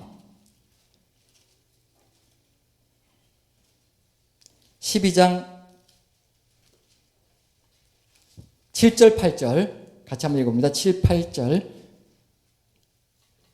같이 읽습니다. 시작. 나단이 다윗에게 이르되 당신이 그 사람이라. 이스라엘의 하나님 여호와께서 이와 같이 이르시기를 내가 너를 이스라엘 왕으로 기름 붓기 위하여 너를 사울의 손에서 구원하고 내 주인의 집을 내게 주고 내 주인의 아내들을 내 품에 두고 이스라엘과 유다 족속을 내게 맡겼느니라. 만일 그것이 부족하였을 것 같으면 내가 내게 이것저것을 더 주었으리라. 그리고는 9절 같이 읽습니다. 시작. 그러한데 어찌하여 내가 여호와의 말씀을 업신여기고 나보기에 악을 행하였느냐? 내가 칼로 햇사람 우리아를 치되 암몬 자손의 칼로 죽이고 그의 아내를 빼앗아 내 아내로 삼았도다. 무엇을 업신여겼다고요? 단 한마디로 축약되어집니다. 다윗의 죄는요, 멀리 있는 것도 아니고 어려운 것도 아니고요, 딱 한 가지입니다. 여호와의 말씀을 업신여긴 겁니다. 여호와의 말씀. 이 말씀을 업신여길 때 이제 그때부터 죄는 시작되는 겁니다. 뭐가 우리 마음속에서 사라지기 시작할 때 죄가 시작되냐면 여호와의 율법, 여호와의 말씀을 묵상하는 것이 사라지는 그 순간에 죄악된 길로 빠져들기 시작하는 겁니다. 왜냐하면 내 생각이 앞서기 시작하고요, 내 육체적인 욕구, 내 만족이 앞서기 시작하는 삶이 시작되기 때문에 죄악으로 금방 빠져들어가게 되어 있습니다. 그래서 여호와의 율법을 주야로 묵상하라는 얘기는 그냥 괜히 하시는 말씀이 아니고 한순간도 사단에게 유혹의 빌미를 주지 말라는 얘기입니다. 순간순간마다 하나님의 말씀으로 우리의 삶을 되짚어보고 다시 돌아보고 다시 살아갈 때 우리가 세상 유혹을 이겨낼 수 있는 힘이 주어진다는 얘기거든요. 다윗은 거기에 실패한 겁니다. 하나님의 말씀을 주야로 묵상하는 삶을 살아야 됐었는데, 왜냐하면 신명기 17장에 보면요, 왕의 길이 뭐냐면 율법서를, 레위 제사장이 보는 앞에서 율법서를 복사하여 등사하여 머리맡에 두고 평생에 읽어야 되는 것이 바로 왕의 사명입니다. 그래야지만 어떤 일이 벌어지면 형제 위에 네 머리를 높이지 않을 것이고 교만하지 않을 것이라고 분명히 얘기했거든요. 그런데 이걸 하지 않는 그 순간에 이제 형제 위에 교만하기 시작한 겁니다. 내가 저 사람 위에 있는 줄 알고 내 마음대로 끌어올 수 있는 것인 줄 알고 다른 사람의 아내도 내 마음대로 좌지우지할 수 있는 것인 줄 알고 절대 이런 일은 있어서도 안 되는 겁니다. 하나님의 율법에, 하나님의 말씀에 이것은 죄악입니다. 말 그대로 하나님의 말씀을 묵상하지 않을 때 펼쳐지는 일들이거든요. 한순간만 사라지면 그 다음에 타협이 일어나기 시작하거든요. 자, 그렇다면 이제 뭐가 일어날 것이냐? 땅의 모든 악인들과 땅의 모든 온유한 자들을 심판하실 때 무엇을 가지고 심판하실 것이냐? 이제 뭔가 들려주시는 말씀이 있어야 되겠죠. 이거 가지고 너희들 삶을 한번 비교해보자. 근데 이스라엘 민족은 탄호를 합니다. 한번 몇 편을 보시냐면 77편을 보시면요, 77편을 보시면 77편 1절 2절 같이 읽습니다. 자, 같이 시작. 내가 내 음성으로 하나님께 부르짖으리니 내 음성으로 하나님께 부르짖으면 내게 귀를 기울이시리로다. 나의 환난 날에 내가 주를 찾았으며 밤에는 내 손을 들고 거두지 아니하였나니 내 영혼이 위로받기를 거절하였도다. 그리고 4절 5절 같이 읽습니다. 시작. 주께서 내가 눈을 붙이지 못하게 하시니 내가 괴로워 말할 수 없나이다. 내가 옛날 곧 지나간 세월을 생각하여 싸우며. 지나간 시절은 좋죠. 하나님의 말씀을 묵상하며 하나님의 뜻을 그대로 지키며 살아갈 때 그때는 좋은 시절이었습니다. 그런데 이제 그 시절이 끝나고 죄악 가운데 거하는 시절이 되자 7, 8절 같이 읽습니다. 7절 8절 같이 시작. 주께서 영원히 버리실까? 다시는 은혜를 베풀지 아니하실까? 그가 인자하심은 영원히 끝났는가? 그의 약속하심도 영구히 패하셨는가? 이렇게 하며 90절 한번 돌아봅니다. 시작. 하나님이 그가 베푸실 은혜를 잊으셨는가? 노하심으로 그가 베푸실 긍휼을 그치셨는가 하였나이다. 또 내가 말하기를 이는 나의 잘못이라 지존자의 오른손에 해 곧 여호와의 일들을 기억하며 주께서 옛적에 행하신 기이한 일을 기억하리이다. 그러면서 이제 12절 보면요, 또 주의 모든 일을 작은 소리로 읊조리며 주의 행사를 낮은 소리로 되뇌이리라. 그 뭘 다시 한번 묵상하겠다는 얘기냐면 여호와의 말씀을 한번 천천히 묵상해보자는 얘기입니다. 그러면 이제 여호와의 말씀을 묵상해보면 하나님께서도 우리에게 다시 기억나게 하시는 것이 있으실 것이고요, 그걸 통해서 우리의 삶이 어디로 가고 있는지 느껴볼 수가 있을 겁니다. 그러면 이제 무엇을 가지고 이런 일들이 벌어지고 있는지, 누가 정말 하나님이 보시기에 악인이고 하나님의 대적인지 살펴봐야 되는 것이 무엇을 가지고 이루어질 것이냐면 하나님의 말씀, 율법에 대해서 이제 말씀해 주실 겁니다. 자, 그러면 이제 지워놓고요, 78편을 한번 이제 펼쳐봅니다. 78편. 자, 뭐에 대해서 얘기하실 것이냐면 78편 1절, 2절, 3절 같이 한번 읽어보죠. 같이 시작. 내 백성이여 내 율법을 들으며 내 입의 말에 귀를 기울일지어다. 내가 입을 열어 비유로 말하며 예로부터 감추어졌던 것을 드러내려 하니 이는 우리가 들어서 아는 바요 우리의 조상들이 우리에게 전한 바라. 무엇을 얘기하겠다고요? 율법, 여호와의 율법. 저는 구약 성경을 읽으면서 시편 78편처럼 여호와의 율법, 즉 토라거든요. 히브리어로 토라입니다. 즉 창세기부터 신명기까지입니다. 토라를 시편 78편보다 정확하게 요약하고 있는 것은 제가 본 적이 없습니다. 정말 깔끔하게 단 4가지로요 토라를 요약하고 있습니다. 토라를 묵상할 때 얻어지는 유익이 무엇인가, 토라를 왜 묵상해야 되는가, 왜 주야로 묵상해야 되는가, 그것이 정확하게 요약되어져서 보여지고 있습니다. 그리고는 뭘 하실 것이냐면, 니네들이 정말 이렇게 살았느냐, 너희들 역사를 한번 되짚어보자. 그런데 어떨까요? 낱낱이 역사를 되짚어보는데 하나님께서 우리에게 주셨던 그 토라대로 살았던 적이 없었던 겁니다. 무너지는 이유가 거기 있다는 얘기죠. 한번 토라의 목적이 무엇인지, 자 4절부터 8절까지 한번 읽어봅니다. 여기에 토라를 묵상하는 이유, 즉 여호와의 율법을 주야로 묵상해야 되는 이유가 거기에 다 들어가 있습니다. 같이 한번 읽어봅니다. 4절부터 8절까지 시작. 우리가 이를 그들의 자손에게 숨기지 아니하고 여호와의 영예와 그의 능력과 그의 행하신 기이한 사적을 후대에 전하리로다. 여호와께서 증거를 야곱에게 세우시며 법도를 이스라엘에게 정하시고 우리 조상들에게 명령하사 그들의 자손에게 알리라 하셨사오니,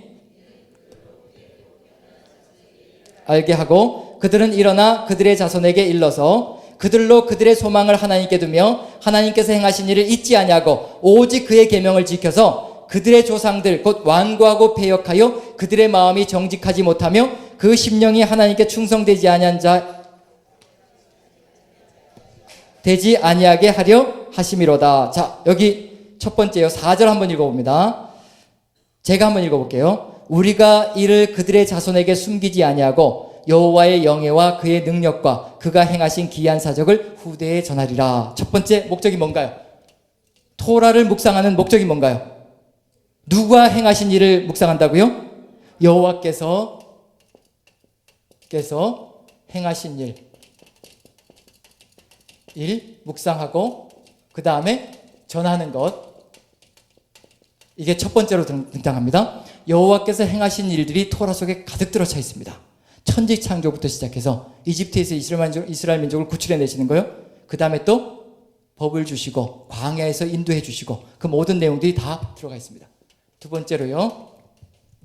5절 6절 제가 읽습니다. 여호와께서 증거를 야곱에게 세우시며 법도를 이스라엘에게 정하시고 우리 조상들에게 명령하사 그들의 자손들에게 알리라 하셨으니 이는 그들로 후대 곧 태어날 자손에게 이를 알게 하고 그들은 일어나 그들의 자손에게 일러서. 어떻게 하라는 얘기인가요?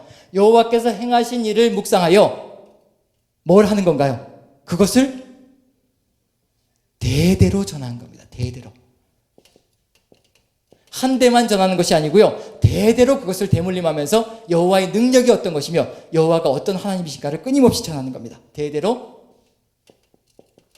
전하는 것. 자, 이렇게 되면 이제 어떤 일이 벌어질까요? 여호와의 행하신 일을 끊임없이 묵상하고요. 우리 하나님은 이런 분이구나. 그걸 끊임없이 묵상하면 우리의 삶 속에서 어떤 일이 벌어질까요? 네? 그렇죠. 이제 누구에게만 우리의 소망이 가기 시작하느냐 하면 세상 것이 보이지 않습니다. 한번 읽어보죠.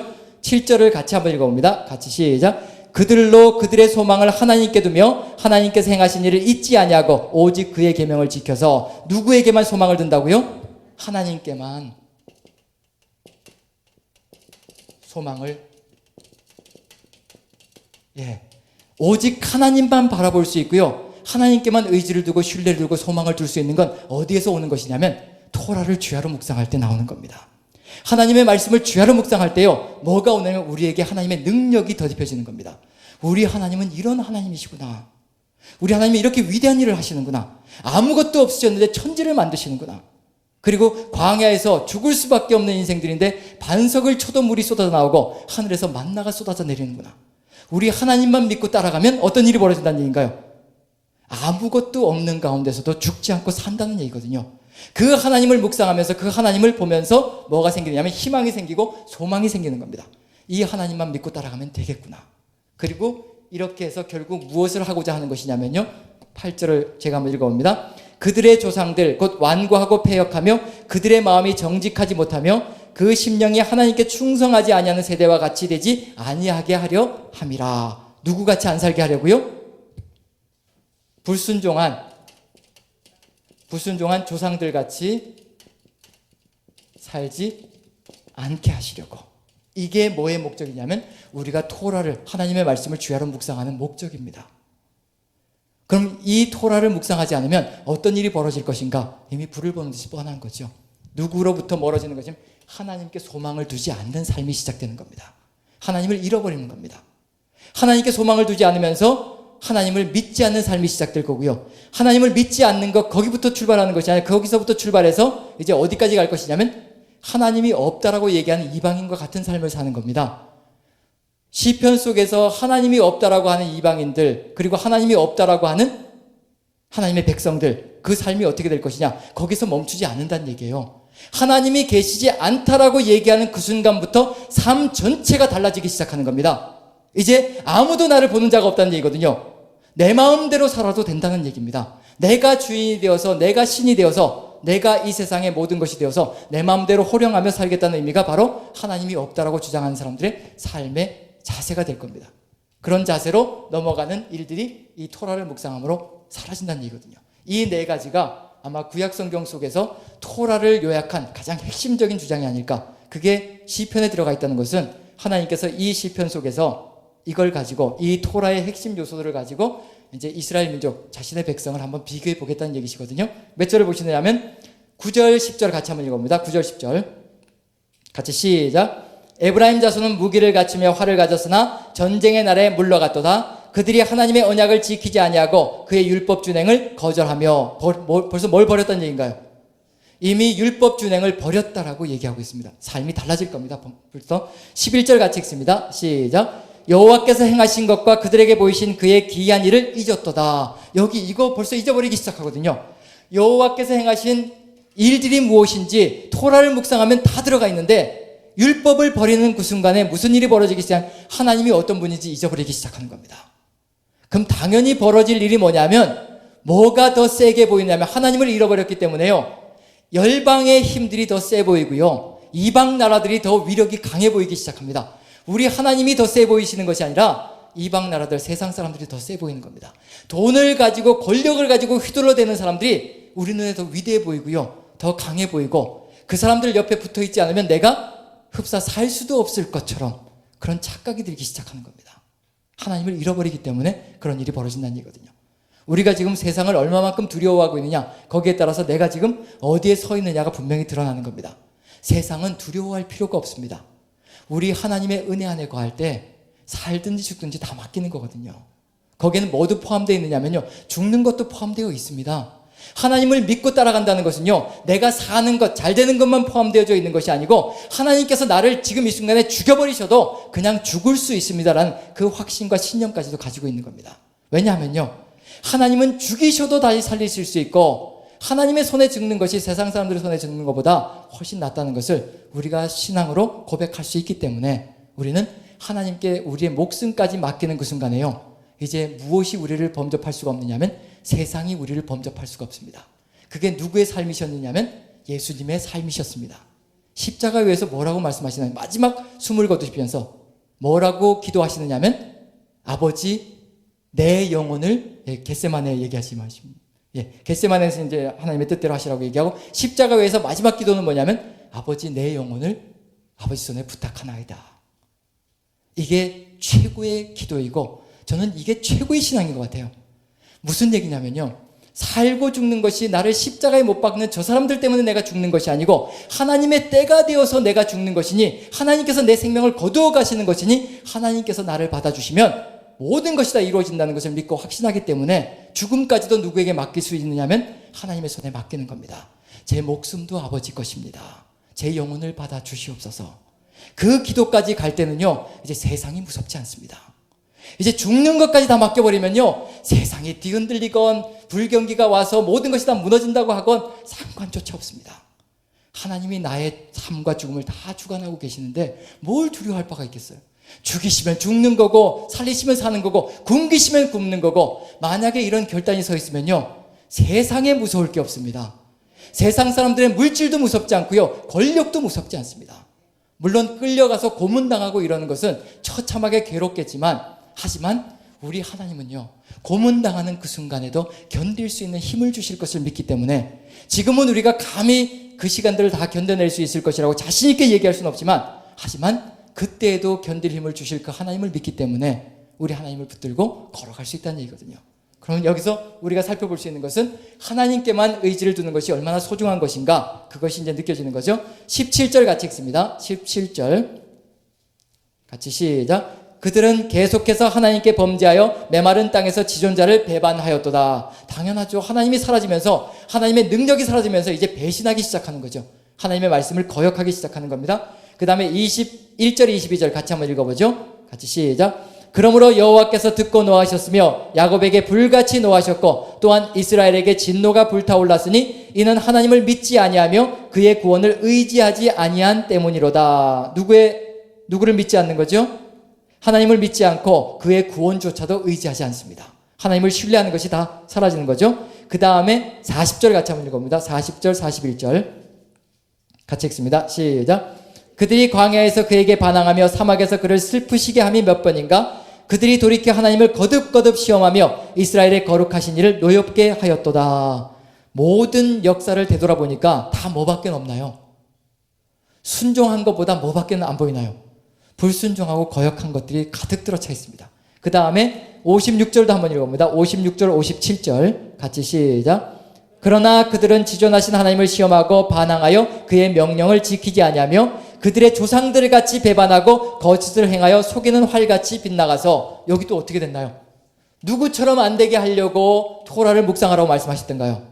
마지막에 원하시는 건 이렇게 하나님만 의지를 두고 하나님께만 소망을 두므로 너희 조상들 같이 불순종한 삶을 살지 않게 하시려고 그렇게 해주셨는데, 결국 거역의 거역을 일삼다가 마지막엔 뭐냐면 조상들 같이 불순종하고 거역하는 길로 갔습니다. 여기까지 가버리고 말았습니다. 그럼 이제 벌어질 일은 뭔가요? 네, 심판이죠. 뭐가 무너지는 건가요? 네, 성전이 무너지는 거죠. 어디부터 무너지냐면 북이스라엘부터 무너지는 겁니다. 자, 여기부터 무너지는 거죠. 59절 60절 같이 한번 읽어봅니다. 59절 60절 같이 시작. 하나님이 들으시고 분내어 이스라엘을 크게 미워하사 사람 가운데 세우신 장막 곧 실로의 성막을 떠나시고 그가 그의 능력을 포로에게 넘겨주시며 그의 영광을 대적의 손에 붙이시고. 먼저 어디부터 무너뜨리셨나요? 실로 성막부터 완전히 무너뜨려 버리시고요.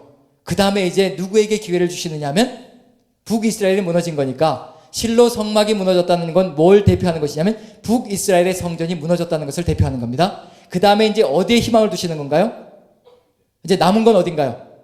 예, 남유다죠. 이제 68절부터 보시면요, 이제 실로가 무너진 다음에 여기를 선택하시는 겁니다. 역사를 천천히 훑어가는 중이에요. 그럼 이제 여기만큼은 무너지지 않기를 바라시는 겁니다. 68절부터 72절까지 같이 한번 읽어봅니다. 시작. 오직 유다 지파와 그가 사랑하시는 시온산을 택하시며 그의 성소를 산의 높음같이 영원히 두신 땅같이 지으셨도다. 또 그의 종 다윗을 택하시되 양의 우리에서 취하시며 저장을 지키는 중에서 그들을 이끌어내사 그의 백성인 야곱 그의 소유인 이스라엘을 기르게 하셨더니 이에 그가 그들을 자기 마음의 완전함으로 기르고 그의 손의 능숙함으로 그들을 지도하였도다. 여기까지는 그런대로 이제 북이스라엘의 성전은 무너졌을지라도 어디가 아직 남아있기 때문에 하나님께서 안심하시느냐면 남유다의 시온 성소는 아직도 남아있기 때문에 아직도 희망을 가지고 기대를 가지고 걸어가는 겁니다. 그리고 처음에는 잘 했죠. 그런데 결국엔 또 어떻게 됐나요? 누가 가는 길을 그대로 따라갔나요? 역사를 살펴보면 북이스라엘이 걸어갔던 길을 한치의 어김도 없이 똑같이 걸어갔습니다. 마지막 순간에는요. 결국은 그러다 보니까 마지막에 또 어떤 일이 벌어지냐면 79편 1, 2, 3절 이런 일이 벌어졌습니다. 같이 한번 읽어보죠. 시작. 하나님이여 이방 나라들이 주의 기업의 땅에 들어와서 주의 성전을 더럽히고 예루살렘이 돌무더기가 되게 하였나이다. 그들이 주의 종들의 시체를 공중의 새에게 밥으로 주고 주의 성도들의 육체를 땅의 짐승에게 주며 그들의 피를 예루살렘 사방에 물같이 흘렸으나 그들을 매장하는 자가 없었나이다. 결국 어디까지 무너졌다는 얘기인가요? 시온 성전까지 다 무너졌습니다. 그럼 결국은 무엇 때문에 누가 하나님 앞에서 악인이란 얘기인가요? 결국은 하나님의 백성이 악인이 되었다는 겁니다. 하나님의 백성이 도리어 하나님의 대적이 되어서 하나님을 거역하고 대항함으로 결국은 만국으로 가는 길이 벌어졌다는 얘기거든요. 이걸 하나도 이루어낸 것이 없다는 얘기입니다. 북이스라엘이나 남유다나 똑같은 길을 걸어갔고요. 만국으로 넘어갔습니다. 이제 어떤 일이 펼쳐질까요? 이 실로도 무너지고요. 시온도 다 무너졌습니다. 이제 어떤 일이 벌어질까요? 저번 주에 우리 다 했습니다. 어떤 일이 벌어질까요? 저번 주에 했던 것이 뭐냐면요. 46, 47, 48 시온이 든든하게 중심으로 자리 잡고 있으면요. 모든 것이 든든합니다. 그런데 이 시온의 중심이 무너져 버리면 여기 42, 43 그 다음에 49편부터 51편까지 여긴 다윗이 저지르는 죄악으로 넘어가는 거고요. 그 다음에 여기 42편, 43편은 뭐였던가요? 뭐가 무너진? 시온 성전이 무너졌지요. 그러면 이제 뭐가 펼쳐지는 거예요? 42편으로 잠시 넘어가서요. 한번 펼쳐봅니다. 42편. 어떤 그리움이 있었는지 이 시온 성전을 가운데 두고 42편, 43편은 이 시온 성전을 그리워하며 어떤 일이 벌어졌었는지 42편 1, 2절만 읽어보아도 3절까지만 읽어보아도 알 수 있을 것 같아요. 3절까지 읽습니다. 같이 시작. 하나님이여 사슴이 시냇물을 찾기에 갈급함 같이 내 영혼이 주를 찾기에 갈급하니이다. 내 영혼이 하나님과 살아계신 하나님을 갈망하나니 내가 어느 때에 나아가서 하나님의 얼굴을 배울까? 사람들이 종일 내게 하는 말이 내 하나님이 어디 있느냐 하오니 내 눈물이 주야로 내 음식이 되었도다. 이유는 뭐냐면요. 4절을 잃어버렸기 때문에 그렇습니다. 내가 전에 성의를 지키는 무리와 동행하여 기쁨과 감사의 소리를 내며 그들을 하나님의 집으로 인도하였더니 이제 이 일을 기억하고 내 마음이 상하도다. 하나님의 집에 갈 수가 없고요. 이제 거기서부터 멀어져 있고 도저히 의지적으로 가고 싶어도 갈 수 없는 강제화된 삶이 이루어지고 있다는 얘기거든요. 그래서 눈물을 흘리면서 살아가는데 열방이 뭐라고 얘기하나요? 열방이 뭐라고 얘기하죠? 내 하나님이 어디 있느냐 라고 질문하고요. 그래서 이런 질문을 들을 때마다 열방이 비웃으며 조롱하면서 끊임없이 네 하나님이 어디 있냐? 니네 하나님이 계시면 니네가 이렇게 살아갈 수 있겠느냐? 니네 하나님이 계시면 세상이 이 모양이 될 수 있겠느냐? 끊임없이 우리도 똑같은 조롱을 당하면서 살아갑니다. 하나님이 계시면 왜 세상이 이 모양 이 꼴이냐? 좀 더 나아야 되는 것이 아니냐? 하나님이 계시면 왜 이렇게 교회가 이 모양 이 꼴로 자꾸만 타락하고 가느냐? 하나님이 계시다면 이렇게 될 수가 있는 것이냐? 세상이 끊임없이 조롱을 합니다. 이러할 때 하나님을 믿는 사람들은 어떤가요? 대답할 말이 없는 거예요. 하나님이 위대하시다라고 얘기하고 싶은데 삶의 정황들을 이렇게 돌아보면 하나도 우리 하나님이 위대하시다는 걸 보여줄 수 있는 여건들이 마련되지가 않습니다. 그럼 이제 2절 보면 3절 제가 한번 읽어볼게요. 사람들이 종일 내게 하는 말이 내 하나님이 어디 있느냐 하오니 뭐가 음식이 되었다고요? 내 눈물이 주야로 음식이 되었도다. 뭐를 마시고 산다는 얘기인가요? 눈물을 흘리면서 처절하게 고통스럽게 절규하면서 살아간다는 얘기거든요. 우리에게도 만약 이런 눈물이 있다면요. 어디로 나아갈 수 있는 길이 열리는 것이냐면 하나님의 전으로 나아가는 길이 활짝 열리는 겁니다. 하나님의 성전을 향한 간절한 갈망으로 하나님께 애통해하며 고통 가운데 절규한다면 우리 마음속에 시온의 대로가 활짝 열리며 하나님을 향하여 나가는 길들이 열려질 거거든요. 자, 그렇다면 이제 시편 3권에서 실로가 무너졌고 시온이 무너졌습니다. 성전이 다 무너진 거예요. 그럼 이제 뭐가 돌아올 수밖에 없는 건가요? 같이 한번 찾아봅니다. 79편이요. 79편 1, 2, 3절 다시 한번 읽습니다. 79편 1, 2, 3절 같이 시작. 하나님이여 이방 나라들이 주의 기업의 땅에 들어와서 주의 성전을 더럽히고 예루살렘이 돌무더기가 되게 하였나이다. 그들이 주의 종들의 시체를 공중의 새에게 밥으로 주어 주의 성도들의 육체를 땅의 짐승에게 주며 그들의 피를 예루살렘 사방에 물같이 흘렸으나 그들을 매장하는 자가 없었나이다. 그리고 4절을 보시면요. 같이 읽습니다. 시작. 우리는 우리 이웃에게 비방거리가 되며 우리를 에워싼 자에게 조소와 조롱거리가 되었나이다. 열방이 또 뭘 하기 시작하나요? 당연히 손가락질을 하기 시작하겠죠. 이게 다 무너졌으니 니네 신이 있다면 그렇게 살 수 있겠느냐. 그리고 조롱하면서 손가락질하면서 뭐라고 얘기할까요? 똑같은 말이 또 돌아옵니다. 몇 절을 보시냐면 10절 보시면요. 똑같은 상황이 펼쳐지는 겁니다. 같이 읽습니다. 시작. 이방 나라들이 어찌하여 그들의 하나님이 어디 있느냐 말하나이까. 주의 종들이 피 흘림에 대한 복수를 우리 목전에서 이방 나라에게 보여주소서. 이방인들이 똑같이 니네들의 하나님이 어디 있느냐 또 조롱하기 시작합니다. 우리가 하나님의 뜻을 어기기 시작하고요. 우리의 삶의 중심에 시온의 대로가 사라지면서 하나님의 성전이 사라지는 그 순간에 세상의 조롱은 우리에게 쏟아져 들어오게 되어 있습니다. 우리는 아무 할 말이 없어서 눈물 양식을 먹으며 살아갈 수밖에 없고요. 그럼 이제 시편 80편에 가면 79편에 이렇게 되었으니 시편 80편 가면 무엇을 양식으로 먹고 살겠냐는 얘기예요. 당연히 눈물 양식이 돌아오겠죠. 또다시 몇 절을 보시느냐면 1, 2, 3, 4절 같이 한번 읽어봅니다. 1, 2, 3, 4절 같이 시작. 요셉을 양떼같이 인도하시는 이스라엘의 목자여 귀를 기울이소서. 그룹 사이에 자정하신 이여 빛을 비추소서. 에브라임과 베냐민과 므낫세 앞에서 주의 능력을 나타내사 우리를 구원하러 오소서. 하나님이여 우리를 돌이키시고 주의 얼굴빛을 비추사 우리가 구원을 얻게 하소서. 만군의 하나님 여호와여 주의 백성의 기도에 대하여 어느 때까지 노하시리이까. 주께서 그들에게 눈물의 양식을 먹이시며 많은 눈물을 마시게 하였나이다. 똑같은 상황이 벌어지게 되어 있습니다. 이미 역사는 다 보여졌습니다. 다윗의 이야기 속에, 다윗의 시편 속에, 그리고 앞에 1, 2권 속에 이미 뭐가 다 등장하고 있냐면요, 걸어가야 될 길, 만약에 그 걸어가야 될 길을 제대로 살아가지 않으면 똑같은 일들이 어떻게 펼쳐질 것인가가 이미 역사 속에 다 펼쳐졌고요, 시편 속에도 이미 다 보여졌습니다. 그런데 그것이 똑같이 또 돌아오고 있다는 얘기는 무슨 얘기냐면요, 우리는 정말로 찬양을 하면서도 배우지 못하고 역사를 살아가면서도 배우지 못한다는 얘기입니다. 우리가 찬양할 때 그 찬양 한 곡조 한 곡조가요, 우리의 삶의 기도가 되어서 우리의 삶을 다듬어가기 시작하면요, 우리는 달라질 수가 있습니다. 찬양을 건성으로 부르지 않고요, 가사 한 절 한 절에 내 삶을 투영시켜서 하나님께로 나아가기 시작하면요, 우리 삶은 완전히 달라질 수가 있습니다. 그런데 그 가사 한 절 한 절이 내 것이 되지 못할 때 똑같은 일만 반복될 뿐입니다. 끊임없이 아무리 내 입에서 많은 찬양을 불러도요, 아무 소용이 없는 겁니다. 지금 똑같이 실로와 시온 성전이 무너지면서요, 돌아오는 건 다를 바가 없습니다. 똑같이 세상 사람들의 조롱소리, 네 하나님이 어디 있느냐. 그리고 우리는 고통스러워서 눈물 양식을 삼키면서 한이 맺히고 통탄을 하면서, 그럼에도 불구하고 아무 할 말이 없고 고통 가운데 거하는, 그리고 누구에게 호소할 수밖에 없느냐면요, 단 한 분에게 또 호소할 수밖에 없지요. 누굴까요? 하나님께 호소할 수밖에 없습니다.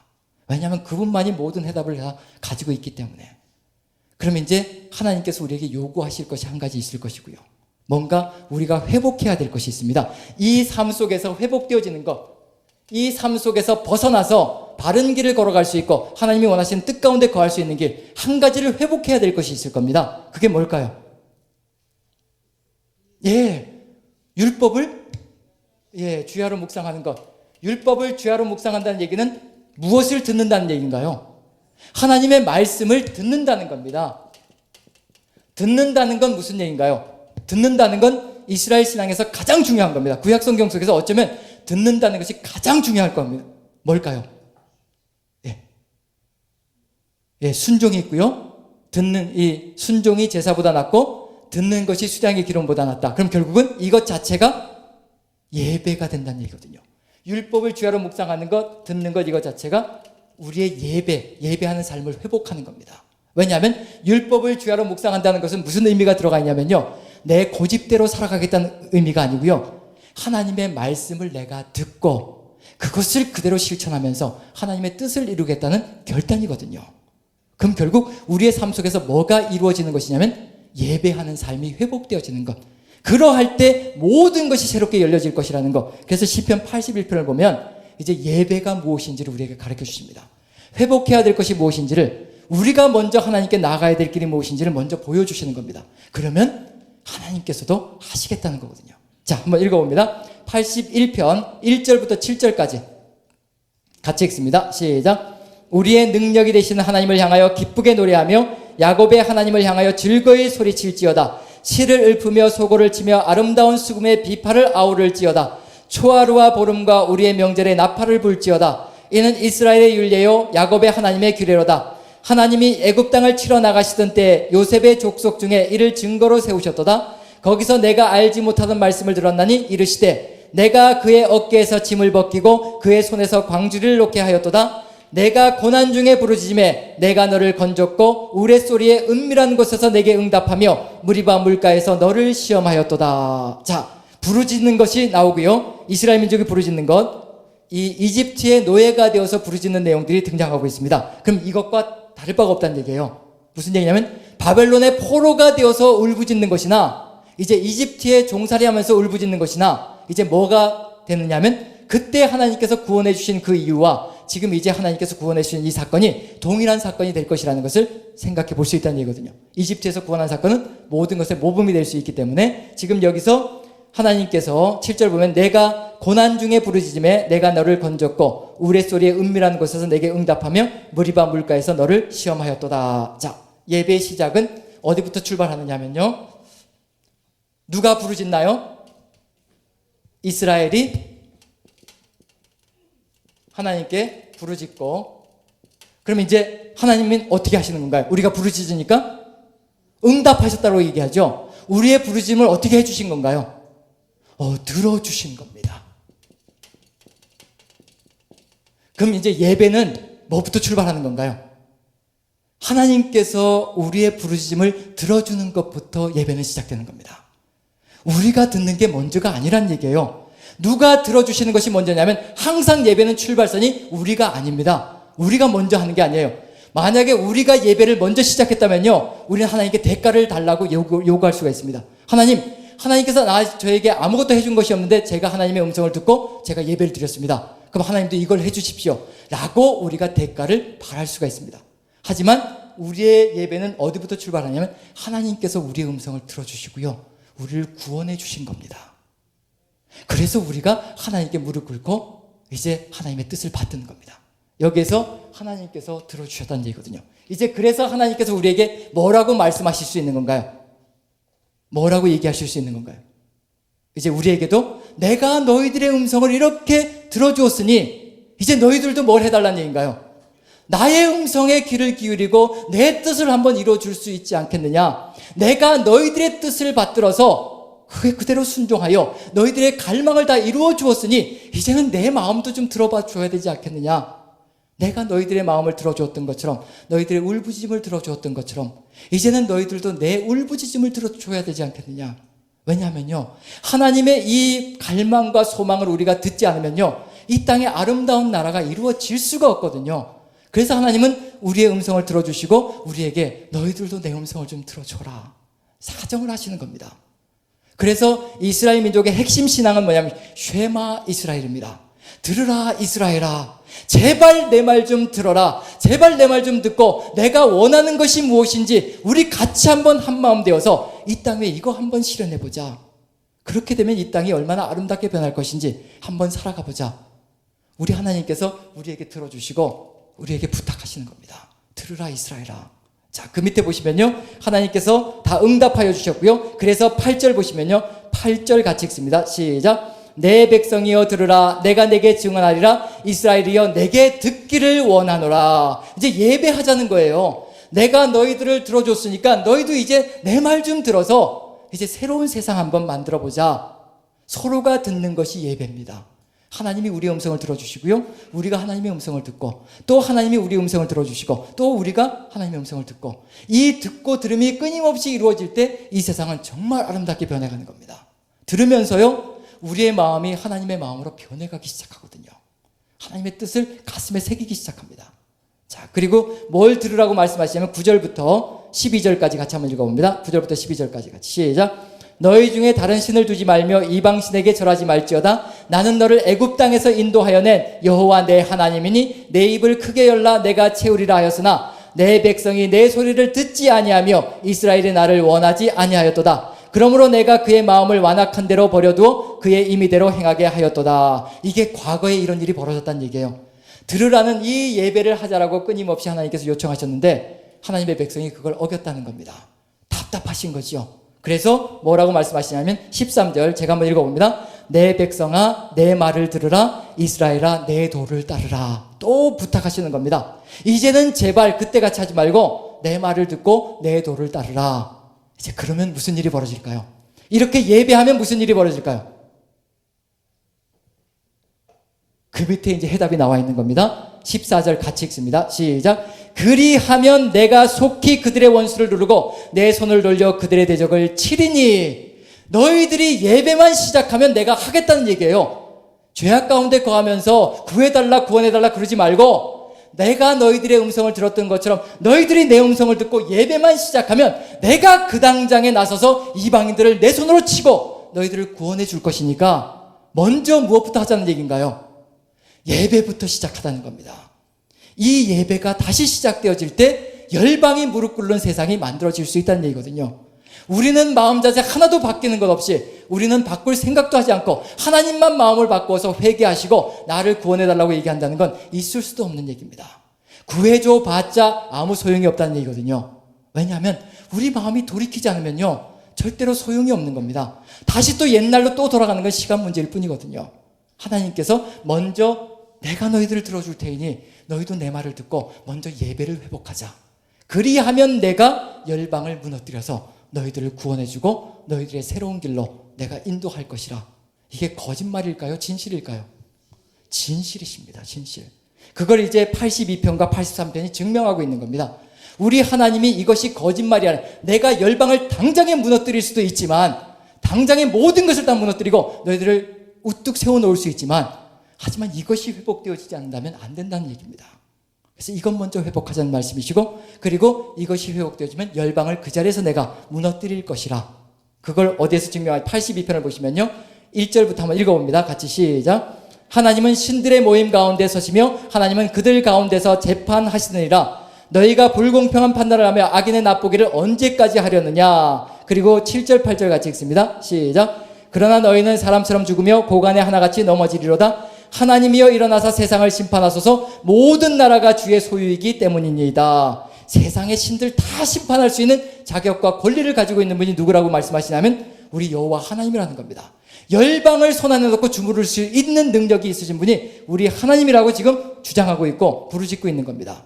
모든 민족들이 다 우리 하나님 손아귀에 있는데 우리 하나님이 못하실 것이 뭐가 있냐는 얘기예요. 그리고 그걸 증명하듯이 83편을 보시면요 4절부터 9절까지만 봅니다. 4절부터 9절까지 같이 시작.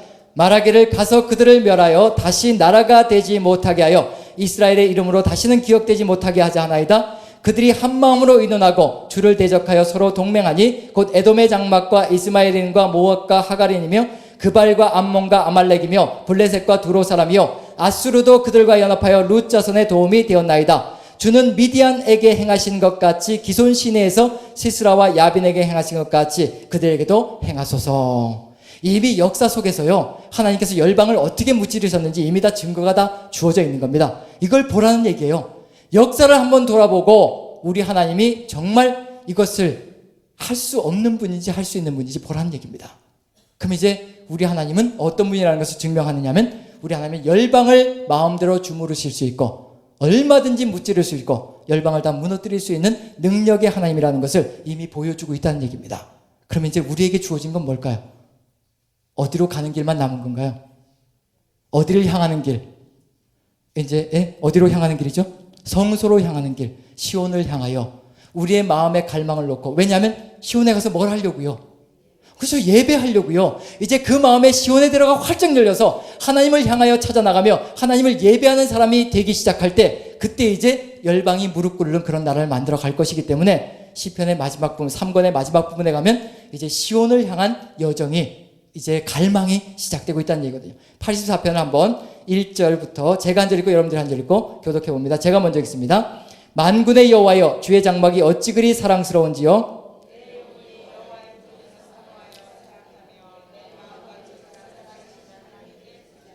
나의 왕 나의 하나님 만군의 여호와여 주의 제단에서 참새도 제집을 얻고 제비도 새끼들 보금자리를 얻었나이다.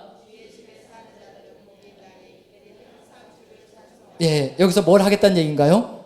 이제 시온에 돌아가서 하나님의 전에 돌아가서 정말 그 전에서 찬송하는 사람들이 얼마나 부러운지 그 찬송하는 삶처럼 이제 끊임없이 누구만 찬송하는 삶을 살겠다는 얘기냐면 오직 하나님만 찬양하는 삶을 살겠다라는 그런 각오와 그런 결단이 이 안에 들어가 있습니다. 자, 그 다음에 여기 5절 제가 있습니다. 주께 힘을 얻고 그 마음에 시온에 데려가 있는 자는 복이 있나이다.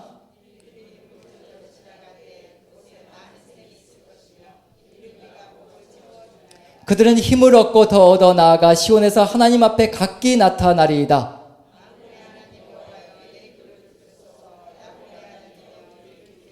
우리 방패이신 하나님이여 주께서 기름 부으신 자의 얼굴을 살펴보옵소서.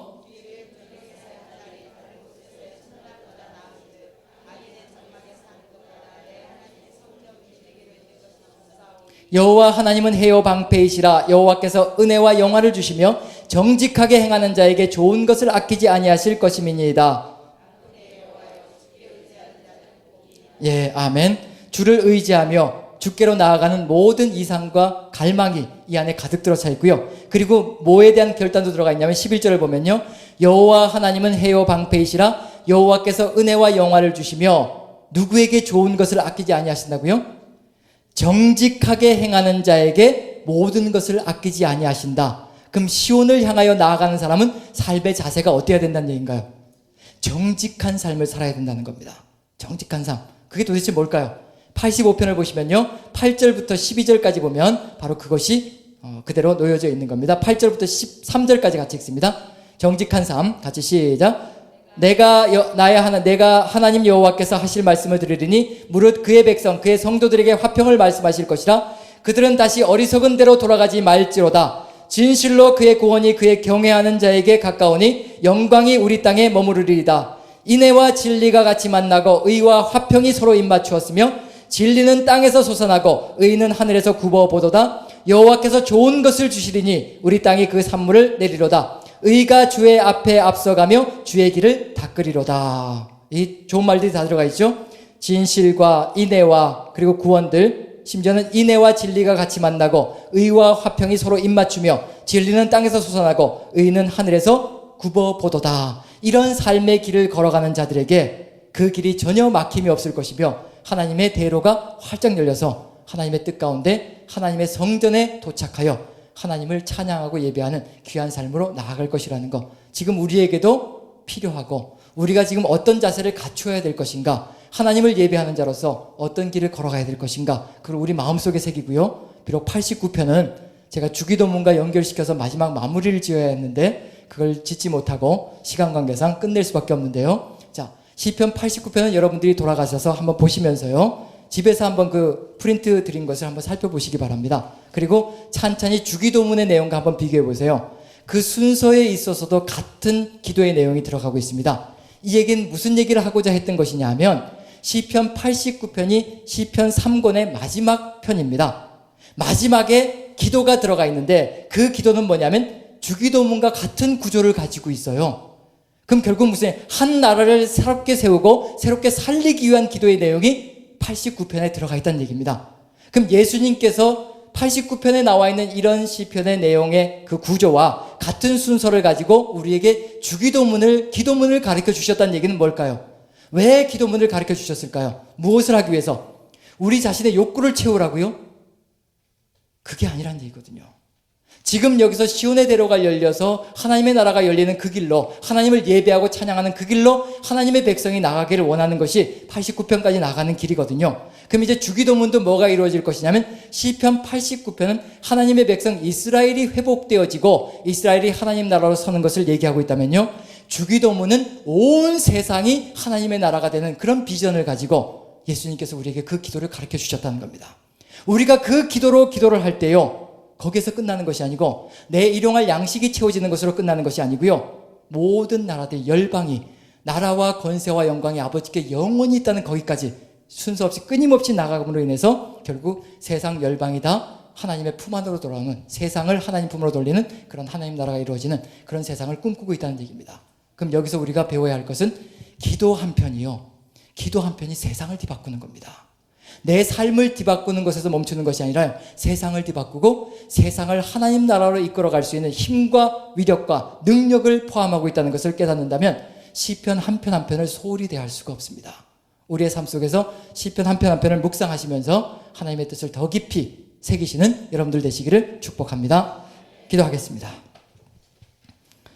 사랑의 하나님, 감사합니다. 주의 은혜 가운데 너무도 바쁘고 너무도 급하게 나아간 길이지만 우리 하나님께서 함께하여 주시사 우리의 마음속에 우리가 시온의 대로가 활짝 열리는 삶을 살아갈 수 있도록, 우리가 하나님 앞에 진정으로 예배하는 삶을 이루어갈 수 있도록 우리 하나님 은혜 더하여 주시고 능력에 능력을 더하여 주시옵소서. 오직 하나님만 바라보며 주야로 아버지의 말씀을 묵상하며 주님 뜻만 가슴속에 새기고 걸어가는 귀한 삶의 길을 멈추지 않도록 도와주시며, 시온의 대로가 절대로 멈춰지고 잘려져 나가지 않도록 하나님께서 역사하시고 인도하여 주시옵소서. 감사드리며 예수님의 이름으로 기도합니다. 아멘.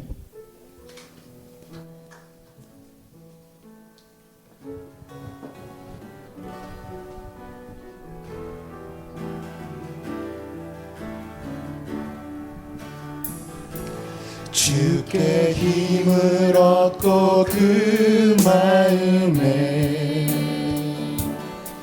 시온의 대로가 있는 그대는 자신에게 선포합시다.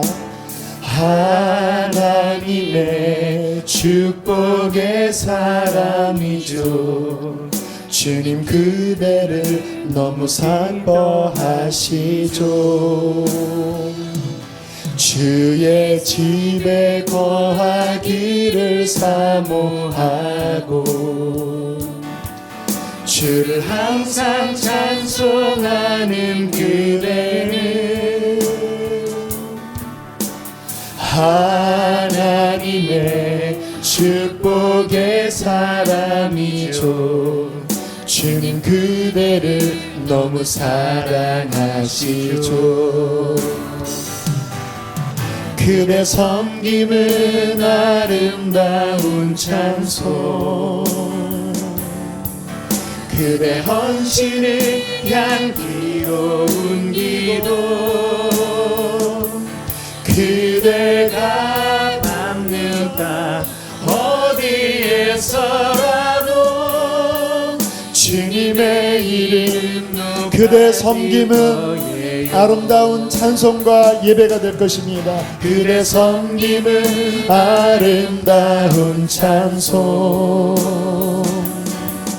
그대 헌신은 향기로운 기도,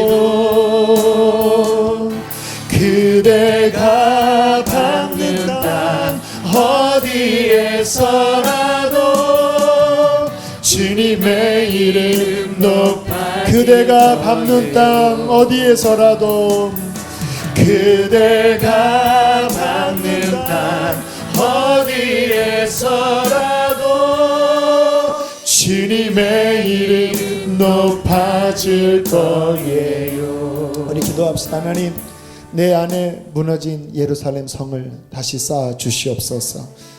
주님, 그 성 중에 하나님의 거하심이 그 성이 요동치 아니할 것입니다. 나의 가정에 무너진 주의 성전을 세워 주십시오. 하나님, 당신의 말씀에서 떠났던 우리의 삶의 많은 것들을 다시 돌이킵니다. 하나님, 주의 말씀에 순종하며 하나님의 성전이 세워져 다시 한번 예배가 우리의 심령과 우리의 가정과 교회에 회복되는 역사가 일어나게 하여 주시옵소서. 우리 크게 주여 세 번 부르시고 기도하시겠습니다.